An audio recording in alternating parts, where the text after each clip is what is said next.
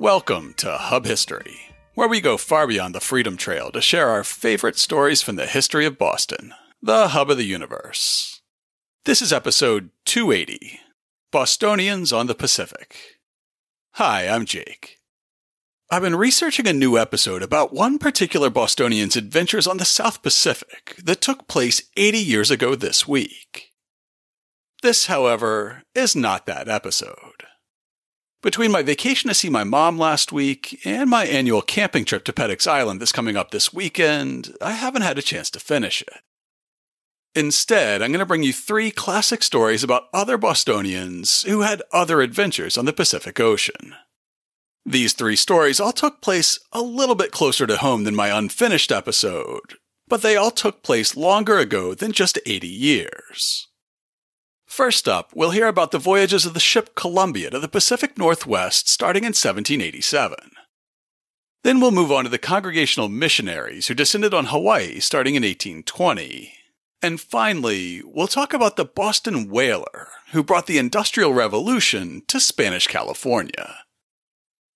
While I introduce these 3 classic stories, see if you can work out what new episode I'm working on that would involve a Brookline native on a small boat in the Solomon Islands in August 1943. But before we talk about Bostonians on the Pacific, I just want to pause and say a big thank you to everyone who supports Hub History on Patreon. As you could probably guess, I listen to a lot of podcasts. Ever since I got my first real smartphone in 2009, I've been a heavy podcast listener. First it was tech news, and then I started listening to some of my favorite NPR shows, and then comedy.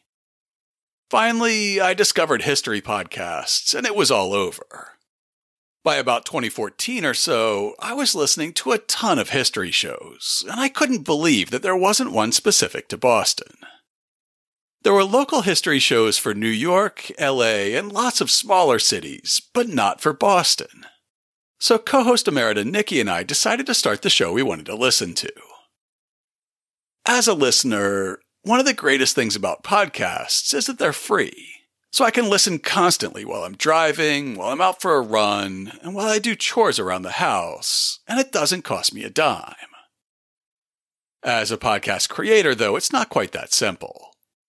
It costs money to make a podcast. Maybe not that much money compared to a lot of other forms of media, but podcast audio hosting, transcription, research databases, and web hosting all come at a cost. The loyal listeners who commit to sponsoring the show for as little as $2 a month cover those expenses, and they make it possible for me to keep making Hub History. To everyone who already supports the show, thank you. And if you're not yet supporting the show and you'd like to start, it's easy. Just go to patreon.com/hubhistory or visit hubhistory.com and click on the Support Us link.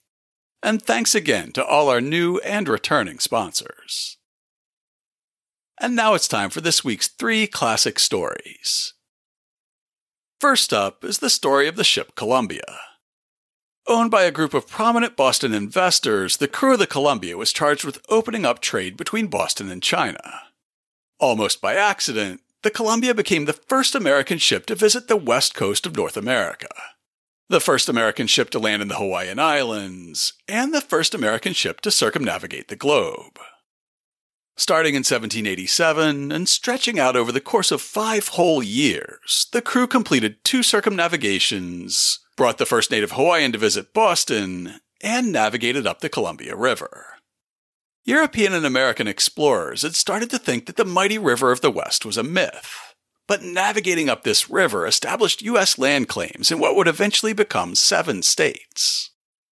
The Oregon Country was contested between Russia, Spain, and Britain, but the Columbia's expedition opened it to Boston merchants. And pretty soon, all American traders on the West Coast were known as the Boston Men. This story originally aired as episode 233 in October 2021. The Gazette of the United States records the arrival of the ship Columbia in Boston Harbor on August 9, 1790, after a voyage of almost 3 years. It is with real pleasure we announce the safe arrival in this port on Monday last of the ship Columbia, Captain Gray, from a voyage of adventure to the northwest coast of America. This ship, in company with the sloop Washington, sailed on the 30th of September 1787, and the year following reached their place of destination. From whence, the Columbia sailed with furs, which she disposed of in China on her return home. The Columbia and Washington are the first American vessels who have circumnavigated the globe, and the Washington, which is only of 90 tons burden, is the first sloop of any nation ever sent on so great a voyage. On the Columbia's arriving opposite the castle, she saluted the flag of the United States with 13 guns, which was immediately returned therefrom, and on coming to her moorings in the harbor fired a federal salute, which a great concourse of citizens assembled on the several wharves returned with 3 huzzas and a hearty welcome. The story of Columbia's 2 circumnavigations of the globe, its opening of trade between Boston, the West Coast, and China, and its discovery of the mighty Columbia River, once thought to be pure legend, starts with Charles Bulfinch. Within just a few years, Bulfinch had become known as one of the premier architects of the new United States. He designed the finest federal-style homes on Beacon Hill, University Hall at Harvard, and the Bulfinch Building at Mass General, as well as the state houses of Massachusetts, Maine, and Connecticut. He renovated Faneuil Hall to its current appearance, created a replacement steeple for Old North after the snow hurricane, and redesigned the U.S. Capitol for James Monroe after the British burned it during the War of 1812. Before any of that, though, Charles Bulfinch was a recent Harvard graduate in need of a job, and he found one through a friend of his father, for whom he would eventually design a grand mansion in Charlestown called Pleasant Hill. In a paper read at the April 1960 meeting of the Colonial Society, Dean A. Fales describes how a young Bulfinch first encountered the idea of a voyage to the northwest coast of North America. In 1781, Joseph Barrell took into his counting house for 5 years a young family friend, Charles Bulfinch, a graduate of Boston Latin School. This was the start of a long friendship, culminating finally in Bulfinch designing Pleasant Hill after his European tour in the 80s. While Bulfinch was working for Barrell, journals of Captain Cook's voyages to the Northwest reached Boston. Captain James Cook was a British naval officer who made 3 famous voyages around the world, in 1768, 1772, and 1776, vastly expanding British and, by extension American, understanding of the Pacific Ocean. His first 2 voyages focused mostly on Australia, New Zealand, and the islands of the South Pacific, but his third went much, much further north. This time he made the first European contact with the Hawaiian Islands, traveled to the west coast of North America, which he followed from the Spanish settlements in Alta California all the way up to Alaska, through the Bering Strait into the Arctic Ocean, and then he returned to Hawaii, where he pissed off the wrong Hawaiian by attempting to kidnap the king, and got killed in February 1779. His surviving crew completed the journey, returning to Britain in 1781. Captain Cook's journals were published in 1784, and it was these that Charles Bulfinch and his circle of friends devoured, as Bulfinch's daughter put it in a biography of her famous father, in his father Thomas's house. It was at Dr. Thomas Bulfinch's mansion and by his fireside that those plans were discussed among a little circle of friends, which resulted in the purchase and outfit of the ship Columbia, whose voyages during the next 5 or 6 years have become a matter of history. Charles Bulfinch became fixated on Cook's account of buying sea otter furs on the west coast of North America and then selling them in China. Demand for Chinese goods like tea and porcelain was through the roof in Boston, but there was little demand in China for any goods produced in Boston.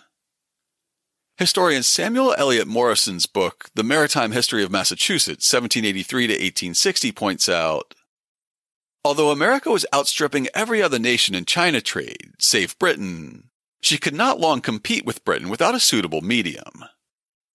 The Canton market accepted little but specie and Eastern products. British merchants could import the spoils of India and the Moluccas, opium and mummy and shark's fins and edible birds' nests. Yet Britain paid for the major part of her teas and silks in silver.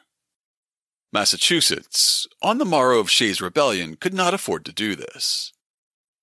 ginseng could be procured and sold in only limited quantities. To find something saleable in Canton was the riddle of the China trade. Boston solved it. Charles Bulfinch knew instantly that Cook had solved the problem, and he convinced his extremely rich friend Beryl to take the lead in underwriting a voyage from Boston to try to open up an American sea otter trade with China. In an 1838 statement to Congress, Bulfinch said, "In the year 1787, Joseph Beryl, Esquire, a distinguished merchant of Boston, projected a voyage of commerce and discovery to the northwest coast of America, and associated with him Samuel Brown, Charles Bulfinch, John Derby, Crowell Hatch, and John M. Pintard." As the richest guy in the room, Beryl was the majority shareholder, buying a 2/7 share in the ship. Each of the other 5 purchased a 1/7 share. Together, they put up over $21,000 to purchase 2 ships and hire crews for each of them. The Columbia was a full-rigged ship of 213 tons capacity, with 3 masts and square sails. She carried 10 cannons and a complement of swivel guns on deck, and she would have been crewed by about 25 men. Together with the Lady Washington, the total complement of sailors and officers on the expedition was about 40. The Washington was an even smaller ship, sloop-rigged with 2 masts. At 67 feet long, she could ship about 90 tons of cargo. On the 1787 expedition, the Columbia was to be captained by John Kendrick, and the Lady Washington by Robert Gray. At the time, Captain Kendrick was 47 years old, a veteran of the 7 Years' War and the American Revolution. After growing up on the Outer Cape in today's Orleans, he served in the militia on a campaign against the French in western New York in 1762, sailed on a whale ship, and eventually moved to Boston in the 1760s. During the Revolutionary War, he commanded a series of privateers and captured several British prizes. Little's known about the early life of Robert Gray, who was 32 years old and missing one eye when he took command of the Washington. Most of the officers on both ships hailed from Boston and New England, and our best descriptions of the Columbia, the Washington, and their voyage to the northwest coast comes from one of them. According to a Mass Historical Society profile, Robert Haswell was born in 1768, the eldest son of William and Rachel Woodward Haswell. Robert's father was an officer in the Royal Navy who was a customs official in Massachusetts. We know little of Robert's early life, and that only because his stepsister, Susanna Haswell Rosen, became a famous actress, author, and educator. Robert Haswell next appears in 1787, when, at age 18, he was made third mate of the Columbia on its first voyage. Haswell's log of the voyage commences a few days before the journey itself did. He records that the Columbia was moved from the wharf to anchor in the inner harbor, where it was loaded with trade goods, provisions, and other stores. Then the ship was moved out into the channel near Castle Island. 2 days before their scheduled departure, the Lady Washington was anchored nearby. 1 day before, the second mate Ingraham came aboard, and the crew was busy cleaning the ship from top to bottom, stowing supplies, and making the vessel ready for sea. On Sunday, September 30th, 1787, the day was at hand, and Haswell wrote, "We were thronged with friends of almost all our people, and about noon Captain Kendrick and Lieutenant Howe, as clerk, Mr. Roberts, our surgeon, and Mr. Nutting, the astronomer, came on board, with the pilot, accompanied by a great number of merchants, gentlemen, and others of Boston." The departure that afternoon was a bit anticlimactic, as the 2 ships were forced to anchor again in Nantasket Road near Hull due to a lack of wind. That gave them the chance for one last hurrah, described by Haswell. The evening was spent in mirth and glee, the highest flow of spirits animating the whole company. Great songs and animating sentiments passed the last evening we spent on that side of the continent. They finally got underway for real on October 1st. Early on Monday morning, we weighed and came to sail, and by sunrise were out of the harbor. By the 4th, they had cleared Cape Cod, and the journey was fairly uneventful until they arrived at the Cape Verde Islands off the coast of Africa on November 9th. There they stayed for over a month, making minor repairs to both ships, taking on water, and buying goats and cattle. During their protracted stay, Captain Kendrick and second mate Simeon Woodruff argued constantly, until Woodruff finally quit the expedition and caught a ride home on a Spanish ship. Woodruff had been a gunner's mate on Captain Cook's third circumnavigation, so he was the only member of the expedition who had already been to the West Coast, Hawaii, and China. Kendrick would later face criticism for letting the most experienced member of his crew get away, as well as for the sheer amount of time he dallied in Cape Verde. Once they finally got underway again, they crossed the equator and were sailing past the Brazilian island Fernando de Noronha by January 6th. At the Falkland Islands, near the southern tip of South America, the ships paused again for another period of weeks. Haswell's log at this point is full of details about his personal conflicts with Captain Kendrick. And when the ships left the Falklands, Haswell had moved over to the Lady Washington with Captain Gray. On February 28th, with Haswell now on the smaller sloop, the two ships set out from the Falklands to make their attempt to round Cape Horn into the Pacific. Haswell's log reports that they were lucky that they didn't encounter the legendary storms of the region, instead just dealing with more typical weather, like a wind violent from the southeast, accompanied with frost and so high a sea that our vessel was almost continually underwater. Well, that sounds fun. It was difficult for a full-rigged ship like the Columbia to navigate the wind, heavy seas, treacherous shoals, and occasional icebergs of the Southern Ocean, and it was completely unheard of for a tiny sloop like the Washington to even attempt it. After fighting the elements for over 3 weeks, the Washington finally rounded the Horn on April 1st, but then it got separated from the Columbia in a violent storm that caused damage on both ships. Haswell noted in his log on April 14th, began to experience that beautiful serenity that this ocean is celebrated for. This having been 40 days from the Falkland Islands until we were to the northward of the Straits of Magellan, the bounds that have been stipulated by most navigators to this extensive cape. We viewed the remainder of our passage to the coast of America with indifference, the worst part now being over. They were safe. They'd made it into the Pacific Ocean, and now they just had to find the Columbia again and make their way north to the North American coast. They basically island hopped up the coast of Chile to the Juan Fernandez Islands, where they arrived on May 5th.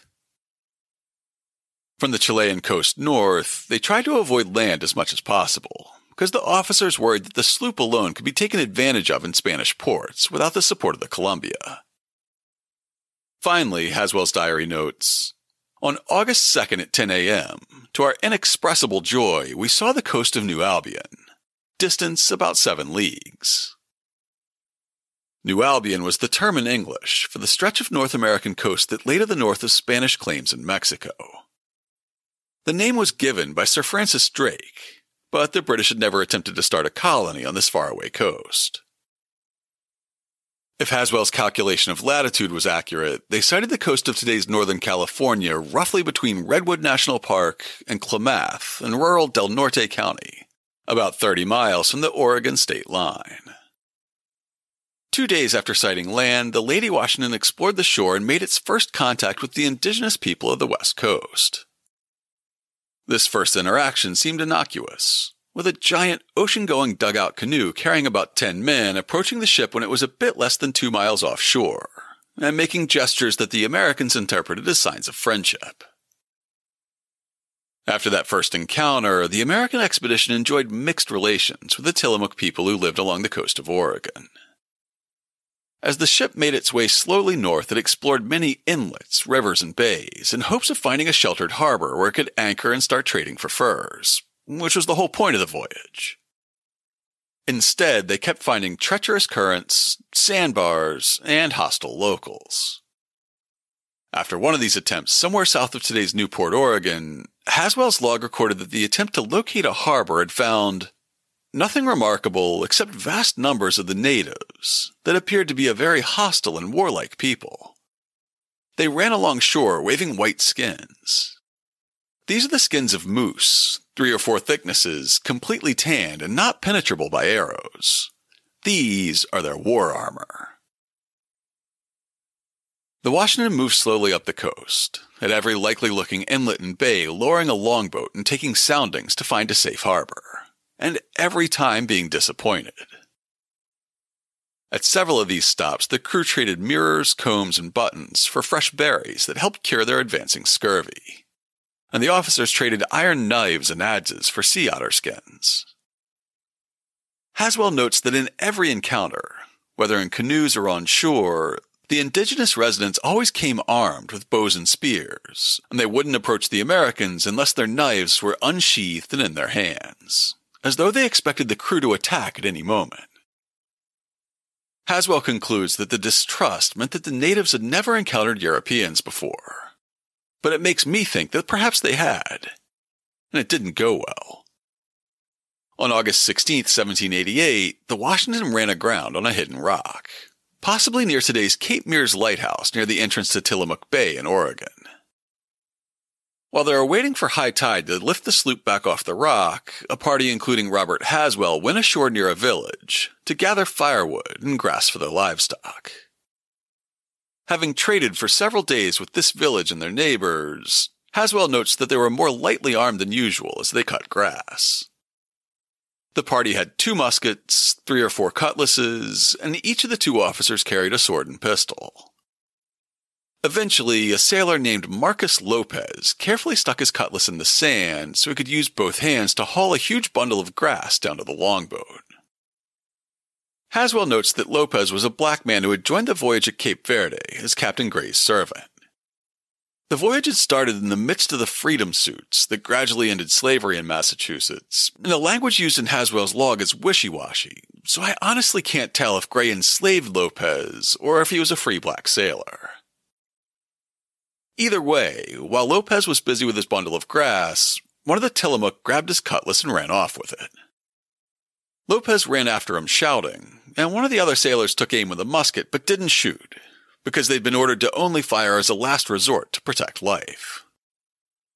Most of the landing party ran toward the village where Marcus Lopez had disappeared in pursuit of his cutlass, while a few followed parallel to the shore in the longboat.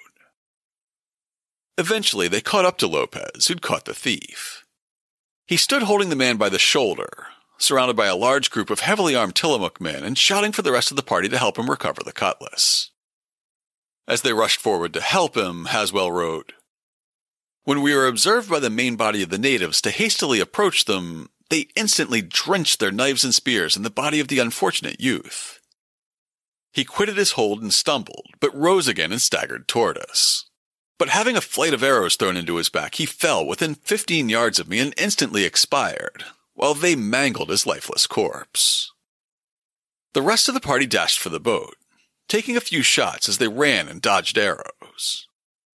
Haswell and another officer were wounded in hand-to-hand combat in the surf as they tried to reach the boat, and another man was stabbed deeply enough that he nearly died of blood loss. But the survivors made it back to the Washington, which fired a few shots from its cannons and swivel guns to keep the pursuing canoes from catching them.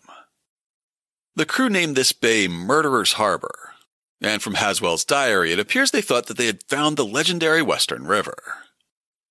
Murderer's Harbor is, I suppose, the entrance of the River of the West. It is by no means a safe place for any but a very small vessel to enter the shoal at its entrance.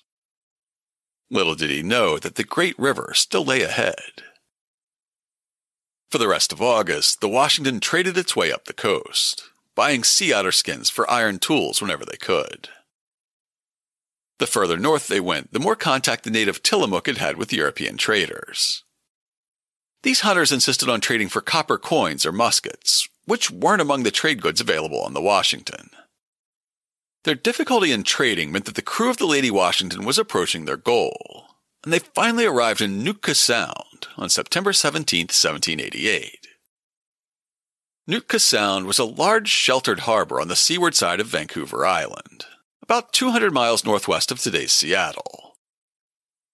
After Captain Cook claimed the area for Britain in 1778, the British established a base for trading in the area in 1786. At this point, our story turns from adventure on the high seas to a diplomatic thriller, as the Washington arrived at Nootka Sound on the eve of a crisis between the great powers of the Pacific. First, though, came a happy reunion. 6 days after Captain Gray and the Washington anchored in Nootka Sound, the crew was busy making repairs and laying in wood, water, and provisions to get ready to sail again. Some of the officers on shore, Haswell wrote, saw us sail in the open, which by our glasses we soon knew to be the Columbia. And about 5 o'clock in the afternoon, she anchored within 40 yards of us. It was the first time the two ships had been within sight of each other since getting separated in a storm after rounding the Cape almost 6 months before. After the Columbia was damaged by a series of storms, they landed in the Juan Fernandez Islands, arriving about 3 weeks after the Washington departed. They stayed there for 17 days, making repairs and falling even further behind the Washington. By the time the Columbia finally caught up with the smaller sloop, most of the crew had advanced cases of scurvy, which had killed 2 sailors. As they recuperated, the crews of both vessels celebrated the anniversary of their departure from Boston on October 1st with a 13-gun salute from both vessels. This was returned by the 3 British ships in the harbor, and then came a feast for the officers on board the Columbia and booze and games for the crew. In the last week of October, the 3 British trading vessels left Nootka Sound, having announced a plan to winter over in the Sandwich Islands, today's Hawaii, before continuing on to China to sell their valuable store of sea otter skins. With the British gone, Captain Kendrick announced that the Americans would be staying at Nootka for the winter. And since the ships were reunited, he was in command again of the combined expedition. Under his direction, the crew of the Columbia began fortifying one of the islands in Nootka Sound to use as winter quarters, while the Washington sailed south to continue trading for skins, now that the British, with their richer trade goods, were mostly out of the picture. Captain Gray and the Lady Washington arrived back at Kendrick's outpost, now dubbed Fort Washington, in the first week of May 1789. Between the 2 captains, they had amassed a huge cargo of furs, and they began planning to leave the coast. Then a British ship commanded by a Captain Douglas sailed into Nootka Sound, followed by a small Spanish fleet on May 5th. The Spanish had laid claim to the entire west coast since the early 1600s, but they'd only recently tried to project real power north of their traditional base in Mexico. In the 1770s, they founded a series of missions up the California coast, reaching the Yerba Buena Peninsula and founding the Mission Dolores that we now know as San Francisco in 1776. In the meantime, the Russian Empire had colonized Alaska and begun pressing south along the coast, and the British Hudson Bay Company was coming west across Canada and landing at Nootka Bay by sea, while the Americans were now building a fort in a strategic harbor, right at the intersection of British, Spanish, and Russian claims. The 2 ships under Esteban José Martinez immediately moved against the British, with the last entry in Robert Haswell's account of the Columbia's first voyage stating, Don Martinez now demanded Captain Douglas's papers, and from what pretense I know not, said they were false and made the vessel his prize. The officer and seamen were kept prisoners for several days.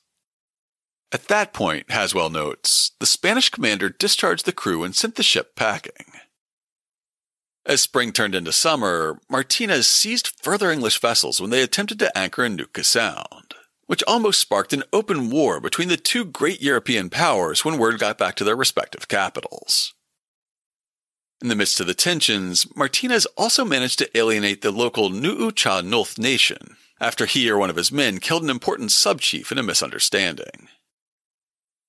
Somehow, throughout all this drama, the Americans at Fort Washington managed to stay on Martinez's good side.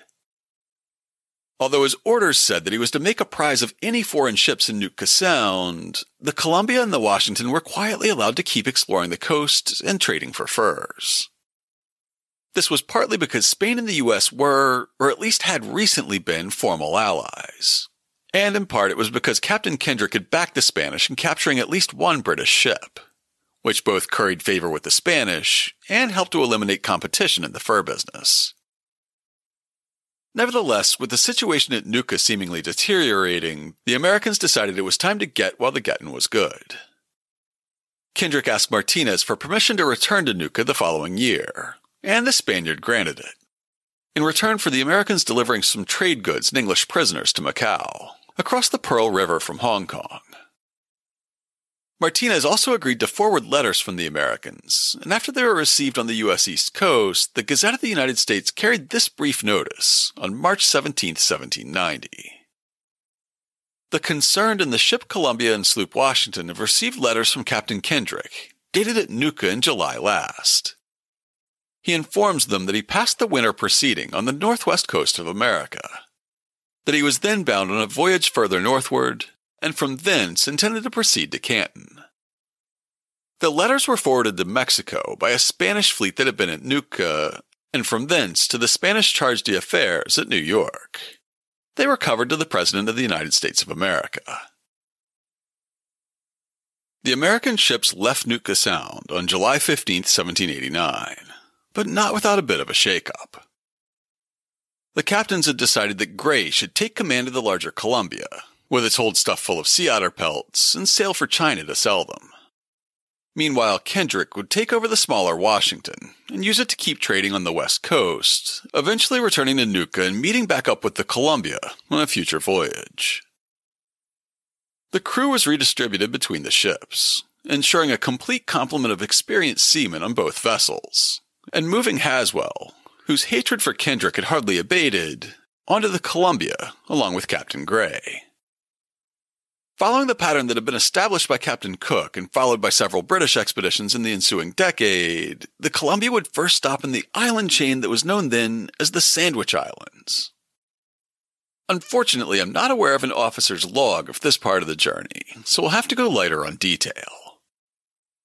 However, in a 1921 article about early Boston contact with Hawaii, historian Samuel Eliot Morrison wrote, "Probably the first American vessel to touch at Hawaii was the famous Columbia of Boston, Captain Robert Gray, on August 24, 1789, in the course of her first voyage around the world.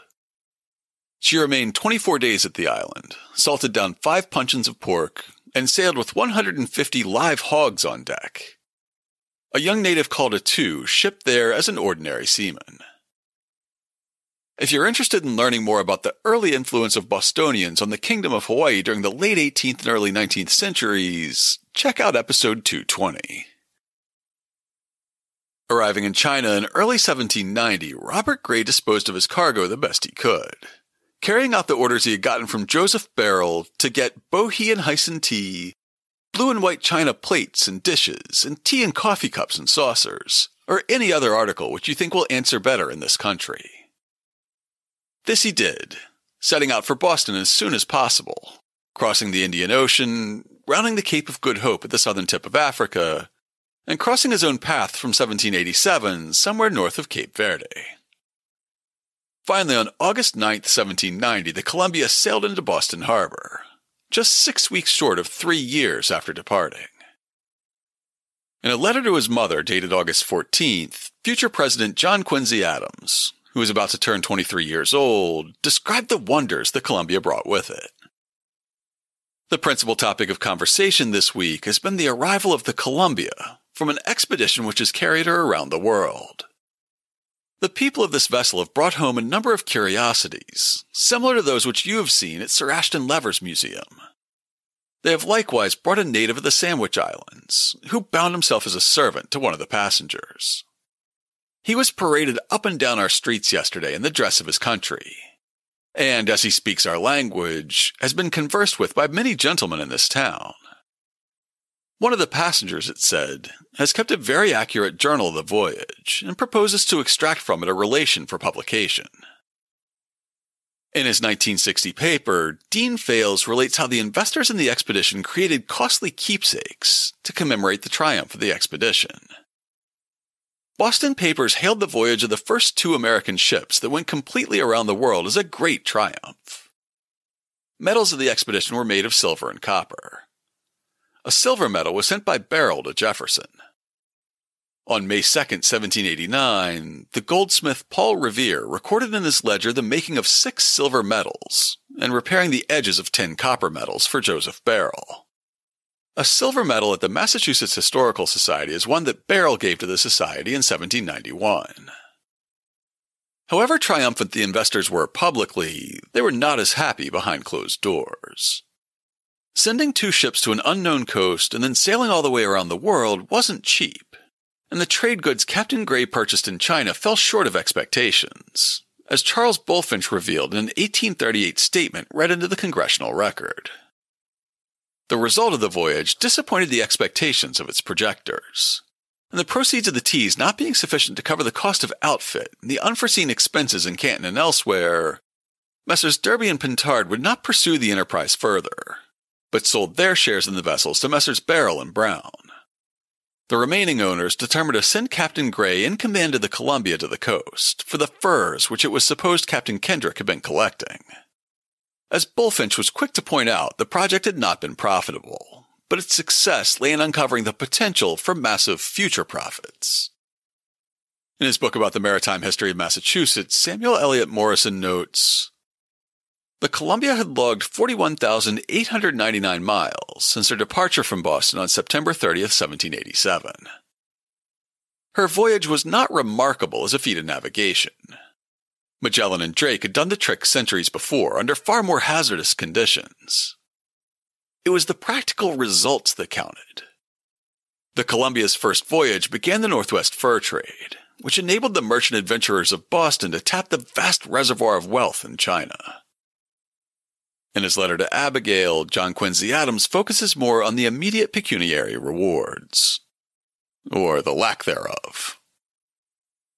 The adventurers, after having their expectations raised to the highest pitch, were utterly disappointed, and instead of the immense profits upon which they had calculated, will scarcely have their outsets refunded to them. This failure has given universal astonishment, and is wholly attributed to the captain, whose reputation now remains suspended between the qualifications of egregious knavery and of unpardonable stupidity. Mr. Barrell, I am informed, is not discouraged, but intends to make the experiment once more, and if he should not meet with anybody disposed to second him, they say he will undertake it at his single risk and expense." So it was to tap into this potential for future profits that the Columbia was quickly repaired, refitted, and made ready for sea. The Certificate of Columbia's cargo tells us how the ship was outfitted. "These certify all whom it may concern that Robert Gray, master and commander of the ship Columbia, burdened 212 tons or thereabouts, navigated with 30 men, mounted with 10 guns, has permission to depart from this port with the following articles: 2,000 bricks, 6 chaldrons of sea coal, 135 barrels beef, 60 barrels pork, 3 hogsheads New England rum, 2 hogsheads West Indies rum, 5 hogsheads molasses, 5 barrels sugar, 10 boxes chocolate, 228 pounds coffee, 72 pounds bohea tea, 6 casks of rice, 20 barrels of flour, 27,000 pounds of ship bread, 6 firkins butter, 500 pounds cheese, 30 barrels of tar, 13 barrels of pitch, 30 packages of merchandise, 6 tons bar iron, 2,000 bar lead, 1,500 pounds gunpowder, 300 pounds small shot." Their difficulty in trying to buy valuable sea otter skins from sophisticated traders of the tribes of the Northwest coast with trinkets had taught the owners of the Columbia a valuable lesson. Samuel Eliot Morison points out the changes in their trade goods between 1787 and 1790. The Indians evidently had more discrimination than generally acknowledged, for on her first voyage the Columbia carried large numbers of snuff bottles, rat traps, Jews' harps, and pocket mirrors, which, except for the last item, were a dead loss. Her second cargo in 1790 is typical of the Northwest fur trade as long as it lasted. From Herman Bremer were bought 143 sheets of copper, many pieces of blue, red, and green duffels, and scarlet coating. Solomon Cotton sold the Columbia's owners 4,261 quarter-pound chisels. Asa Hammond, 150 pairs of shoes at 75 cents. Benjamin Green Jr., blue duffel trousers at 92 cents. Pea-jackets, Flushing greatcoats, watch coats, and fear-noughts.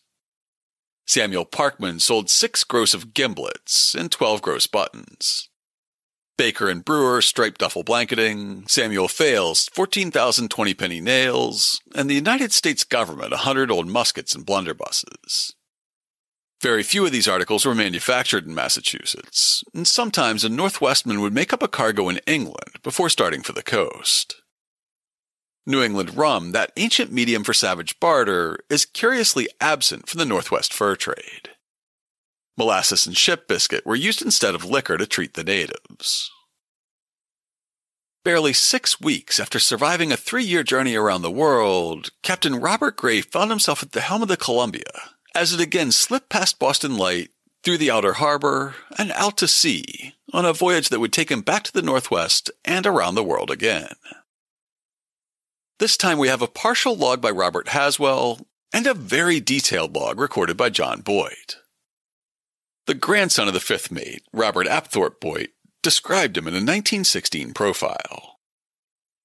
At the age of 16, he started his first circumnavigating voyage as fifth officer aboard the ship Columbia, bound for the northwest coast in China. His brother-in-law, Crowell Hatch, ship owner and merchant of Boston, was one of the chief owners of the ship Columbia. John Boyd kept complete journals of this voyage, and these discoveries are interesting and minutely described by him. Boyd's log begins as the ship sails out of Boston Harbor. September 28, 1790, latitude of Boston. Left Boston September 28, 1790, with the wind from the western board, and the next day passed Cape Cod. Like in 1787, the initial departure was a bit anticlimactic, as Boyd's log continues. On the 30th, the wind having changed to the east and blowing heavy, obliged us to bear away.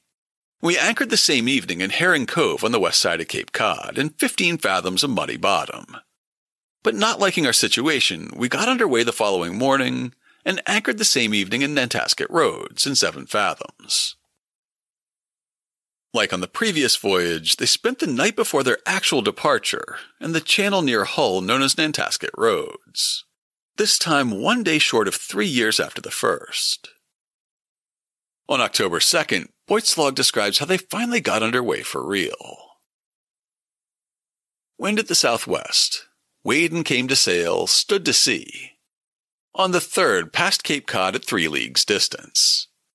Generally blowing hard with squalls of rain. On November 1st, he noted that they passed Cape Verde off the African coast, a long passage from Boston of 29.5 days. From there, they turned southward, crossing the equator 54.5 days after leaving Boston. In mid-January, the crew got a break, when they anchored in the Falkland Islands for 11 days, giving the ship a complete overhaul, taking on fresh water, and spending time exploring and shooting hundreds of ducks and Spanish hogs. By mid-February, they had rounded Cape Horn and started north up the west coast of South America. On April 23, 1791, Boyd's journal recorded the demise of the captain's mascot.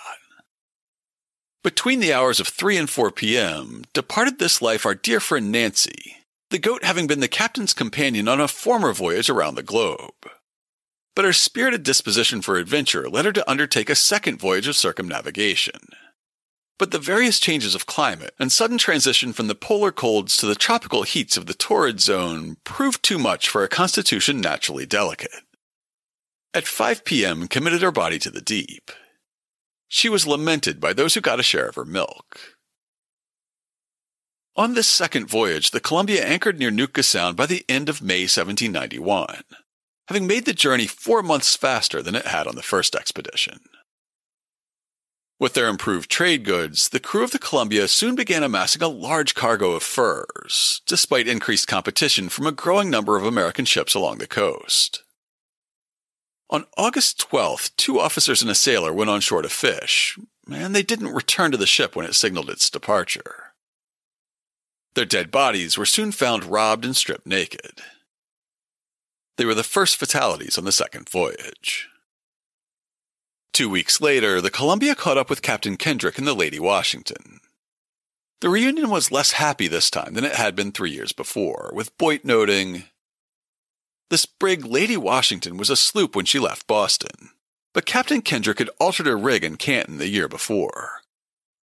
I was sorry to find that Kendrick had made no remittances to the owners since he had parted with the Columbia on the first voyage. although since that period he had made 2 successful trips from this coast to Canton. As the vessels still belonged to the same owners, he was under some mistrust that Captain Gray was empowered to seize the brig, and kept himself always ready against attack. In fact, Kendrick would never again remit any portion of his profits to Beryl, Bullfinch, or the rest of the owners of the Lady Washington. A month after reuniting with his former subordinates on the Columbia, Kendrick left again, taking his own cargo of skins to Hawaii and then on to China. Gray and the crew of the Columbia built a new fort in another bay a few miles down the coast from Nootka Sound. They called this one Fort Defiance, and they settled in for the winter. When the spring of 1792 came, Gray thought that the Nu'ucha-Nulth were planning to attack his group, so he decided to engage in a bit of preemptive retaliation, destroying a nearby village and permanently spoiling his relationship with local indigenous groups. It was time to leave.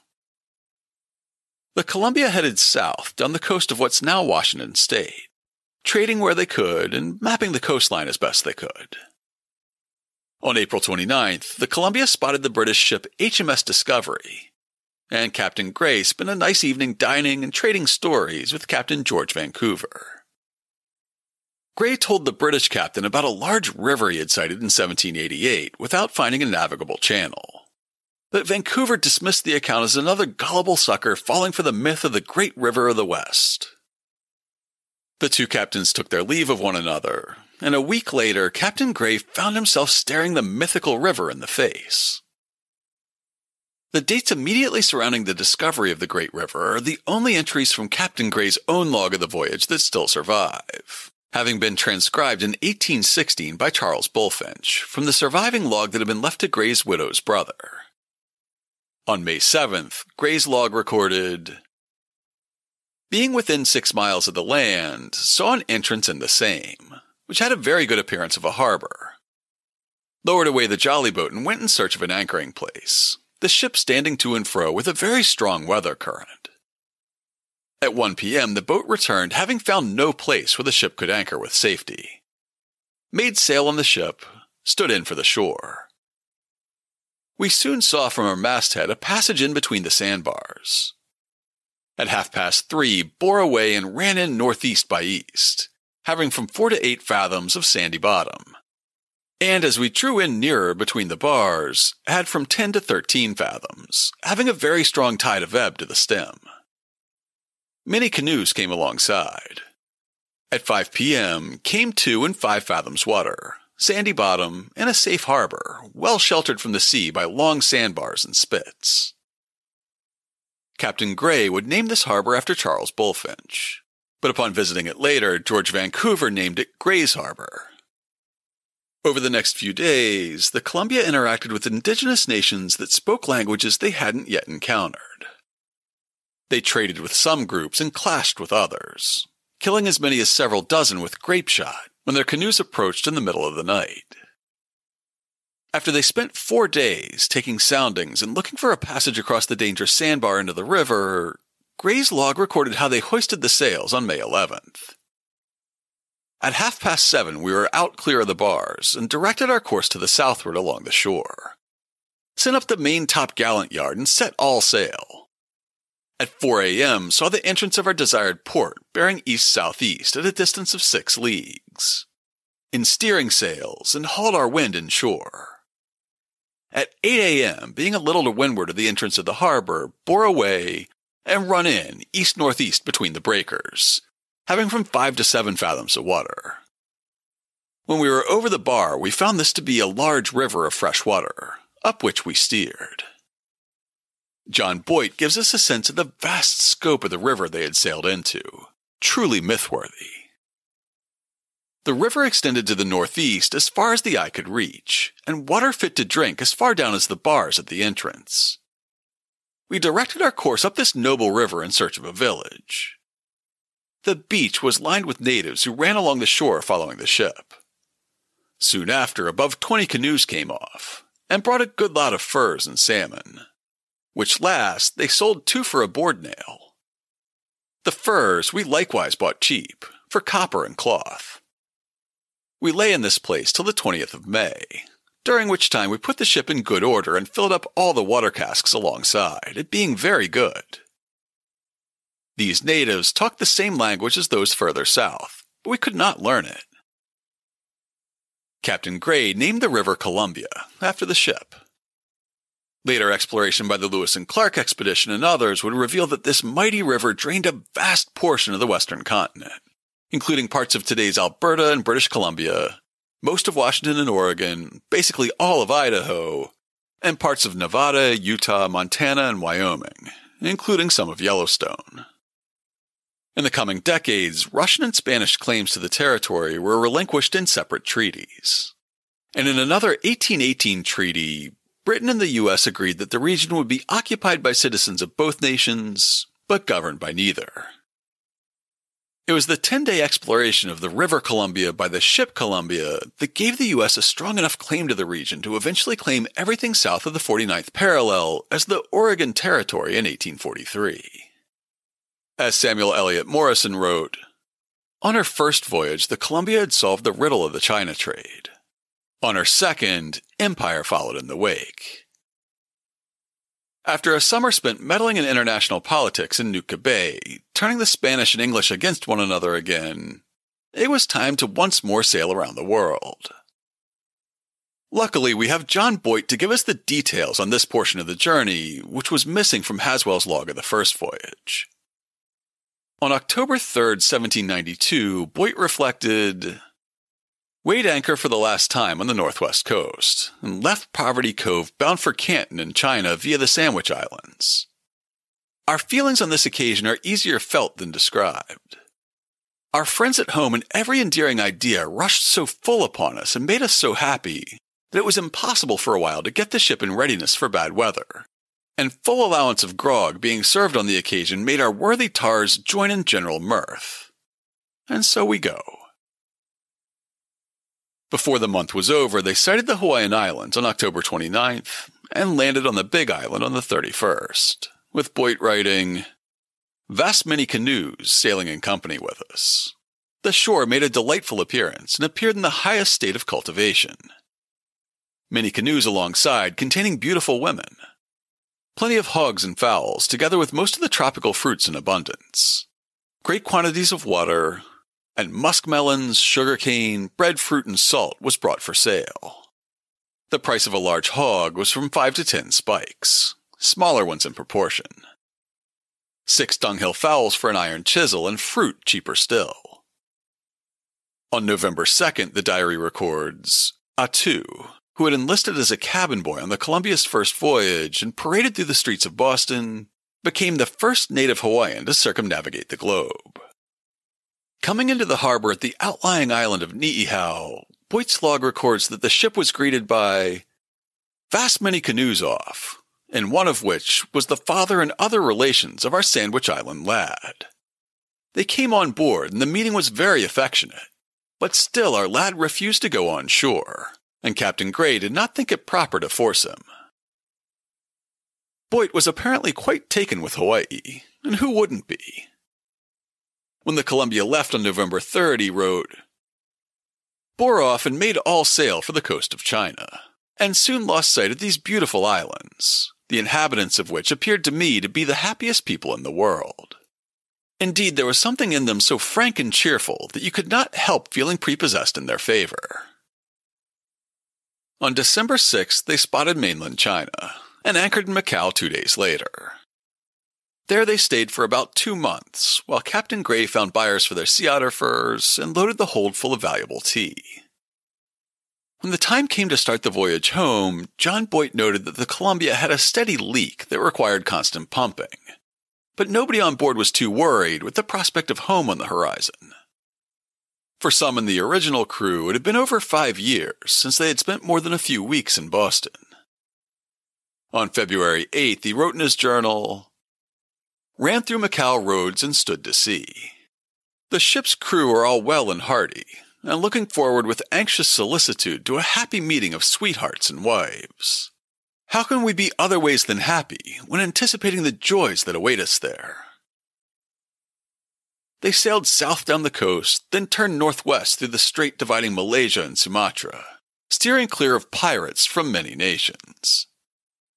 From there, it was across the open Indian Ocean to Mauritius, south to Mussel Bay in today's South Africa, and around the Cape of Good Hope on May 5th. They spent a few days restocking on St. Helena Island in the middle of the South Atlantic, then ran for home under full sail. They finally got there on July 28, 1793, with Boyd's log stating, "At daylight, Boston Light bore west by northwest, 3 leagues distant. At 8 a.m., a pilot came on board and took charge to take the ship to Boston. At meridian, passed the lighthouse with a light air from the eastward. At 6, we passed Castle William and gave a federal salute, which was returned. A fine breeze at southeast. At 7, anchored off the long wharf in the stream and saluted the town with 11 guns, which was returned from the wharfs with 3 welcome huzzas. At making Boston Light, from which place we took our departure, we have just made 360 degrees of longitude west, which is the circumference of our globe. Of course, we have lost 1 complete day. It was Friday at Boston and Thursday with us." After serving as 5th mate on the Columbia, John Boyd almost immediately got the opportunity to captain his own vessel, with the Union sailing from Newport for the northwest coast in August 1794. His grandson, Robert Apthorpe Boyd, wrote in 1916, "After returning from this voyage, John Boyd circumnavigated the globe in command of the sloop Union. The many adventures of this voyage are fully told in his journals and logbooks. Besides these are the logs and journals of various other voyages." Of our protagonists, Boyd was the only one who didn't die at sea. After the Union became the first sloop to sail around the world, he served briefly as captain on a handful of other vessels, but by age 40 he retired from the sea and worked as a merchant in Boston until his death in 1829. Gray's original first mate, Robert Haswell, shipped on the second voyage as well. And when the time came to leave the northwest coast at the conclusion of their second expedition, he was put in charge of a sloop called the Adventure that the crew had built during the long winter of 1791. After spending a season trading on the coast, the Adventure was sold and he rejoined the Columbia for the journey home. After his adventures with Gray, he commanded a series of merchant vessels, before enlisting as a lieutenant in the U.S. Navy during the Quasi-War with France, where he served on the USS Boston. After the war, a Mass Historical Society profile says, "When newly elected President Thomas Jefferson reduced the U.S. Navy in 1801, Haswell went back to merchant service as the captain of the Louisa, a ship bound for the northwest coast in China. The Louisa sailed from Boston on August 10, 1801, and disappeared. Robert Haswell was 32. Less than a year after his second return to Boston, Captain Robert Gray got married, as described in a 1929 essay by Edmund Meany. It's known that in February 1794, Captain Gray married Martha, daughter of Silas Atkins, one of Boston's wealthiest merchants at the time. When Captain Gray on one of his trading voyages died and was buried in Charleston, South Carolina in 1806, he left in Boston a widow and 4 small daughters. She and her children evidently remained with her father's people. In 1846, Martha petitioned Congress for some sort of monetary support since her late husband's claim over the Columbia River had resulted in such a windfall for the United States. And due to a month's delay in her marriage, she wasn't eligible for any other federal pension. She wrote, "Your petitioner was left a widow nearly 40 years ago, with 4 young daughters, and without adequate means for their education and support. That her late husband, Captain Gray, was in the naval service of his country during a part of the War of Revolution, but that your petitioner is unable under the existing laws to entitle herself to be placed upon the list of the United States pensioners, the act granting half pay and pensions to certain widows and for other purposes, providing only for widows whose marriage took place before the 1st of January 1794, and her marriage having taken place in the month of February 1794. As far as I can tell, she received no pension." Of the original officers from the Columbia expedition, Captain John Kendrick suffered perhaps the most embarrassing fate. Having basically stolen the Washington from the investors who entrusted it to him, Kendrick and his crew struck out on their own. In the roughly 5 years following the final split between the Columbia and the Washington, Kendrick visited the Hawaiian Islands several times. On one of these voyages, he learned that Hawaii produced a commodity that could fetch a higher price in China than even sea otter skins. As we discussed in episode 220, sandalwood could be sold at a high premium in China, and it grew at high elevations in Hawaii, at least for a while. Once the word got out about Kendrick's discovery, and especially when the young king Kamehameha II loosened restrictions on logging to help keep his nobles in line, the sandalwood trade became an ecological catastrophe in Hawaii. However, Kendrick himself wouldn't live long enough to see the consequences of his discovery. In his essay about early Boston traders in the Hawaiian Islands, Morrison describes how the captain's deep involvement in the sandalwood trade led to his demise. Captain Kendrick was killed as an accidental result of his intimate interest in Hawaiian affairs. He and his crew helped the chief of Oahu defeat the chief of Kauai in December 1794. Lying in Honolulu Harbor with him was the English trading vessel Jackal, Captain Brown, the crew of which had also taken part in the battle. To celebrate their victory, Captain Kendrick hoisted his ensign on the Lady Washington and fired a federal salute, to which the Jackal replied. Captain Brown ordered several of his guns unshotted for the purpose, but by mistake, the gunner fired one of those that was still charged with round and grape. A ball penetrated the Lady Washington's cabin and killed her commander, one of the ablest of our pioneer shipmasters in the Pacific. A replica of Kendrick's sloop was built in Aberdeen, Washington in 1989.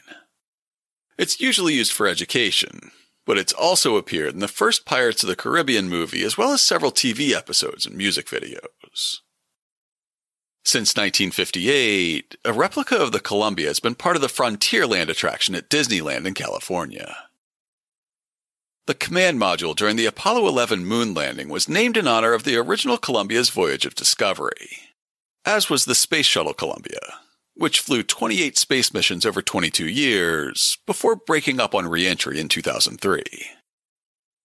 The Columbia may have been the first American ship to land in the Hawaiian Islands, but the crew of the Columbia didn't have nearly the transformative effect on Hawaiian culture as another group who sailed from Boston just a few years later. In episode 220, we followed the Park Street missionaries who left their homes and were prepared to never return. They didn't know much about the land they were going to settle in or the people they were trying to convert to Christianity, but what little they had heard was frightening. The missionaries came from a religious tradition that was directly descended from the harsh Calvinism of the Puritans, and they were on their way to a land where the people worshipped a pantheon of many gods. From a society where men and women were basically always covered from neck to ankles, they were going to a land where the people wore tattoos, and not much more. They'd heard rumors of graven idols and human sacrifice, and they believed they were on the way to do battle with the devil himself. Many of them believed that they were being sent into the gates of hell, but in fact they were on their way to heaven on earth, the Kingdom of Hawaii. In 2016, my wife and co-host emerita Nikki took an anniversary trip to Maui. It seemed like everywhere we went, we bumped into a tiny rustic church in a breathtaking Hawaiian landscape. First, we stumbled across the Keawala'i church on our way to snorkel at a place called McKenna Landing. It had walls made of coral blocks that looked like limestone, and shingles on the eaves, roof, and slim steeple that looked like cedar, but were probably some more tropical wood. It was nestled between coconut palms in a brilliant green lawn, with a handful of headstones in the corner of the churchyard overlooking a pocket beach. A few days later, all the way on the other side of the island, we were driving down a very narrow, very rough dirt road. The kind where you have to pull off to one side when a car comes in the other direction, and where you have to beep the horn before going around a tight turn. Down a long lane off that winding dirt road was Huialoha Church, which looked like it was taken out of the same kit as the Keawala'i Church. Same proportions, same slim steeple, but this one had whitewashed walls and dark-stained planks cladding the eaves and steeple. It was on a narrow lava peninsula with surf breaking right outside the back windows. There was a cluster of palms and hardwoods around the church building with a low slope leading down to the rocky beach below. On the day we visited, there were snorkelers spearfishing in the rough surf behind the church. On the very last day of our trip, I went out for a run an hour or two before the sun came up and ran past a small, stick-built church across the street from a waterfront park. Later that day, I passed another church on the northern end of the island that seemed to be the exact same model, but more brightly colored. It was in a narrow valley above a rocky coast with dark green walls, white trim, and a bright red roof. That roof was steeply pitched, and it had a tiny porch with a little roof with the same pitch, and again a low steeple. A few hours later still, I passed a third church with the same basic design. This one painted a bright green and looking across a dune at the beach. That finally made me curious enough to pay attention, and I realized that not only those three identical churches, which I'll mispronounce as the Kahakuloa, Keawala'i, and Lahuiokalani Ka'ānapali churches, but also the Huialoha and Keawala'i, and nearly every other church I'd seen on the island, was a Congregational church. I knew that the Congregationalists and the Unitarians were the direct descendants of New England Puritanism, but I couldn't quite figure out how they came to be so ubiquitous on Maui. I put the question away for later, and when I dug into it, it turned out that the traditional Hawaiian religion had been supplanted by Congregationalist churches started by missionaries from Park Street Church beginning in 1819. The story begins when British Captain James Cook went searching for a northwest passage around the North American continent. He stopped briefly at a remote Pacific archipelago on his way to North America, then stopped again on his way back to trade. He named the chain the Sandwich Islands, after the Earl of Sandwich, although the residents of the island he stopped at preferred the name Hawaii.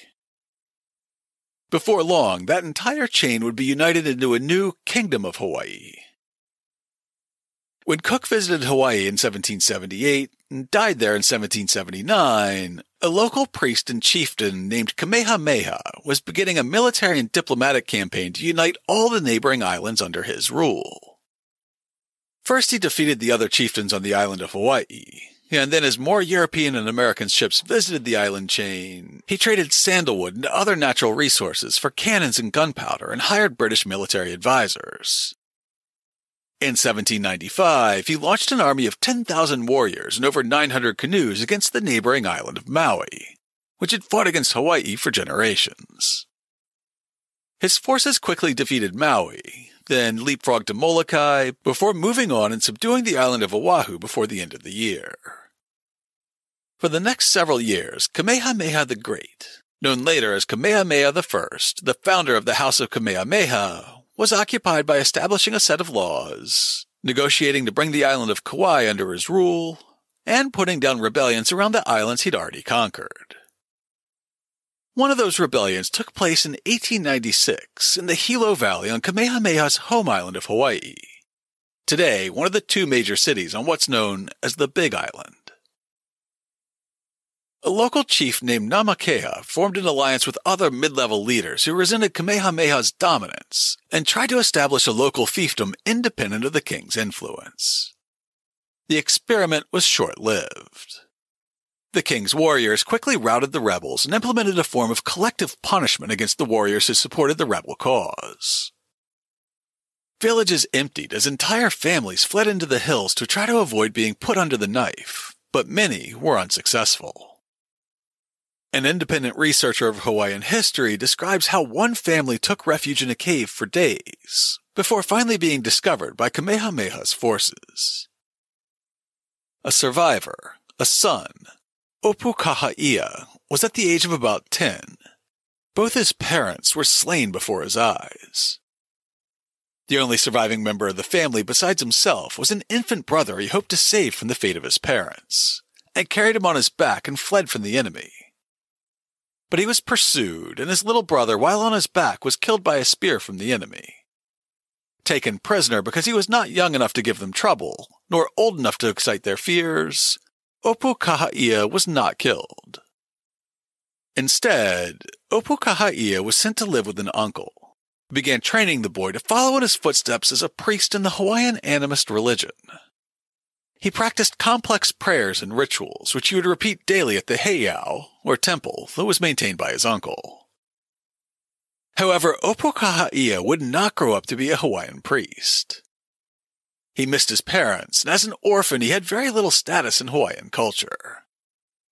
Perhaps that's why, in 1807, when he was about 15 years old, he swam out into Honolulu Harbor and tried his luck on a ship that was moored there. He later told a biographer, "About this time there was a ship, the Triumph, come from New York. Captain Brentnall, the master of the ship. As soon as it got into the harbor, in the very place where I lived, I thought of no more but to take the best chance I had, and if the captain have no objection, to take me as one of his own servants and to obey his word." After supper, the captain made some inquiry to see if we were willing to come to America, and soon I made a motion with my head that I was willing to go.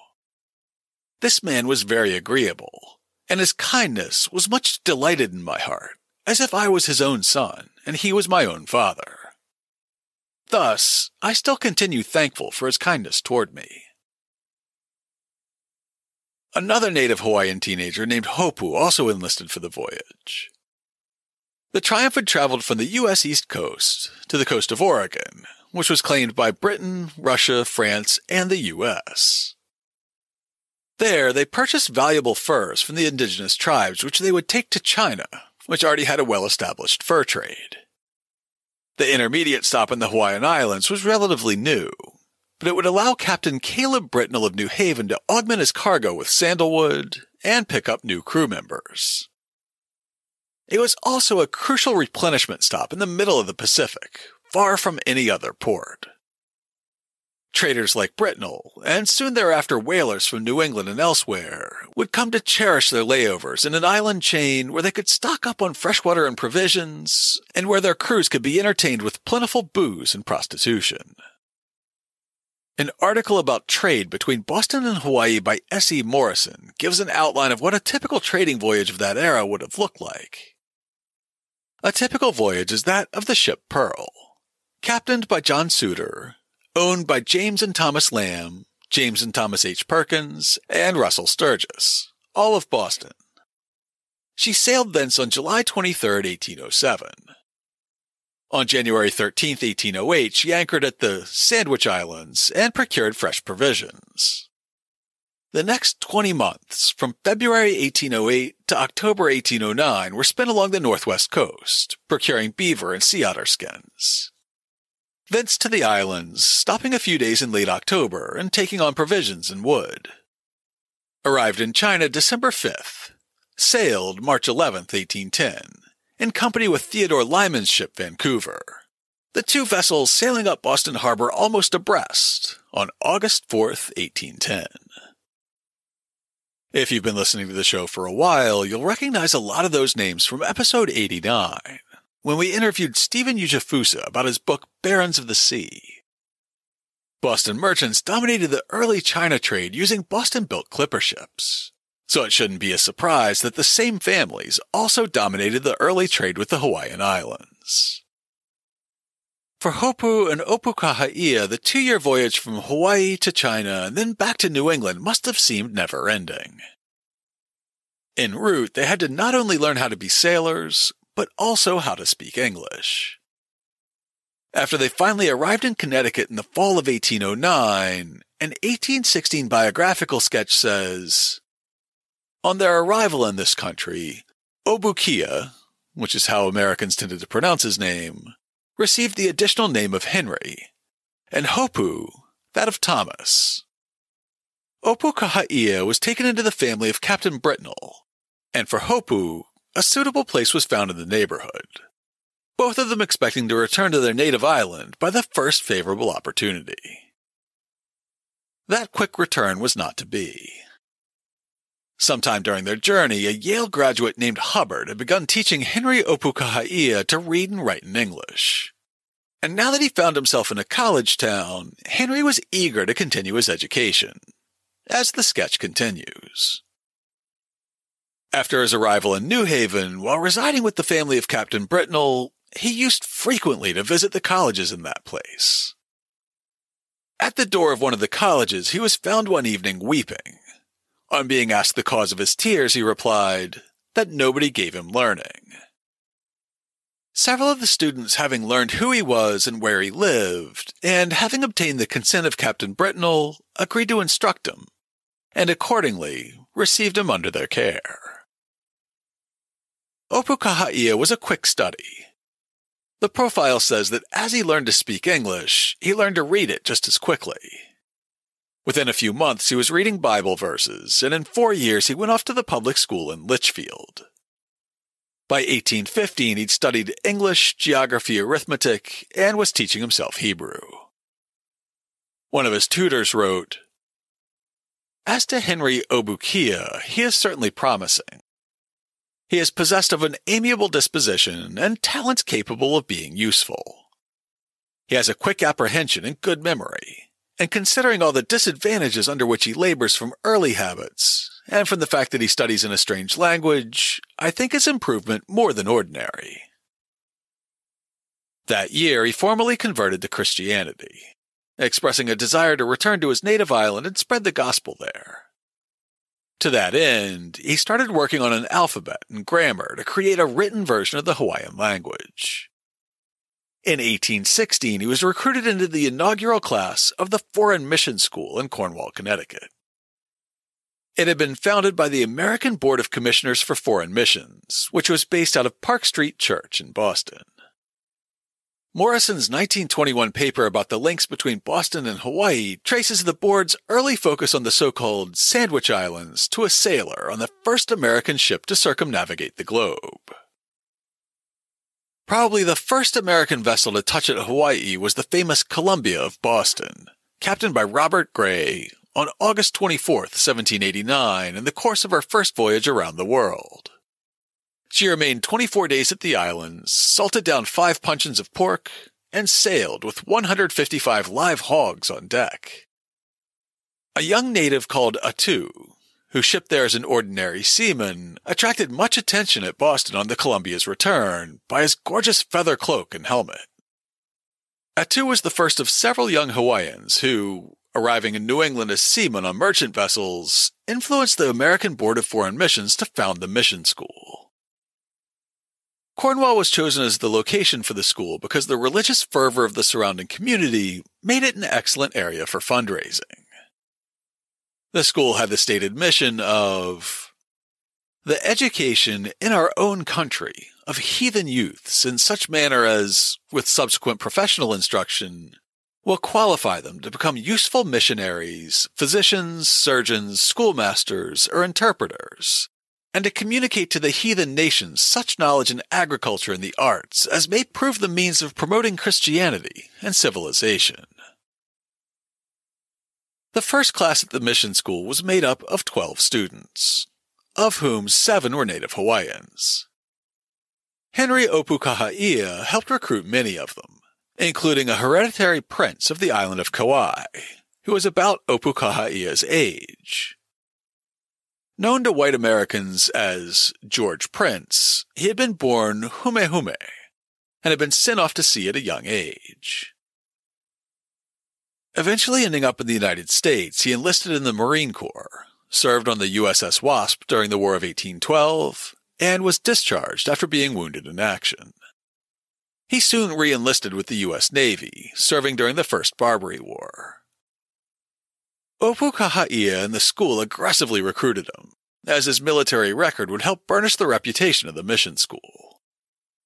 The rest of the inaugural class was rounded out by 2 white Americans, a Bengali, a Hindu, and a Native American who might have been Cherokee or Choctaw, the 2 nations most heavily represented at the school throughout the years. Before Henry Opukahaia could complete his written Hawaiian grammar, and before he could return to the nation of his birth as a missionary, he died of yellow fever in Cornwall on February 17, 1818. A world away and 15 months later, the death of Kamehameha the Great would lead to a period of upheaval in Hawaiian culture that, unbeknownst to the Hawaiians, helped pave the way for the New England missionaries who would soon find their way to the islands. The king's eldest son assumed the throne as Kamehameha II, but he would share power with his stepmother. Ka'ahumanu was his father's favorite wife and a member of the traditional royal family of Maui. Keeping her in power helped bind Maui and the other islands to Hawaii after the great king's death. The new king also used trade policy to help maintain power. While his father had ordered a cautious and conservation-minded approach to the sandalwood trade, the son lifted almost all restrictions. This ensured that local chieftains throughout the islands would get a taste of the trade, as described in a 1938 book about the Hawaiian Kingdom by Ralph S. Kuykendall. The wide-open market in Hawaii therefore proved an irresistible attraction to the New England traders. They descended upon the islands in a swarm, bringing with them everything from pens, scissors, clothing, and kitchen utensils, to carriages, billiard tables, house frames, and sailing ships, and doing their utmost to keep the speculating spirit at fever heat among the Hawaiian chiefs. And the chiefs were not slow about buying. If they had no sandalwood at hand to pay for their goods, they gave promissory notes.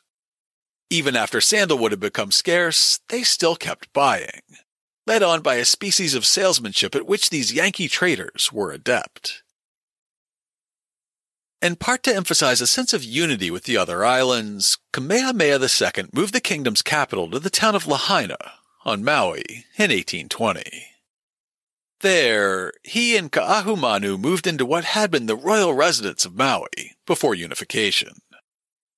Though Lahaina was located in a desert in the island's rain shadow, a complex system of canals carried fresh water out of the mountains to fill a 17-acre fish pond just feet from the waterfront. In the middle of this pond was a 1-acre man-made island called Moku'ula, where the royal palace complex stood. From this island, Ka'ahumanu would challenge beliefs at the very heart of traditional Hawaiian religion and customs. At the time, the Hawaiian culture was rigidly hierarchical.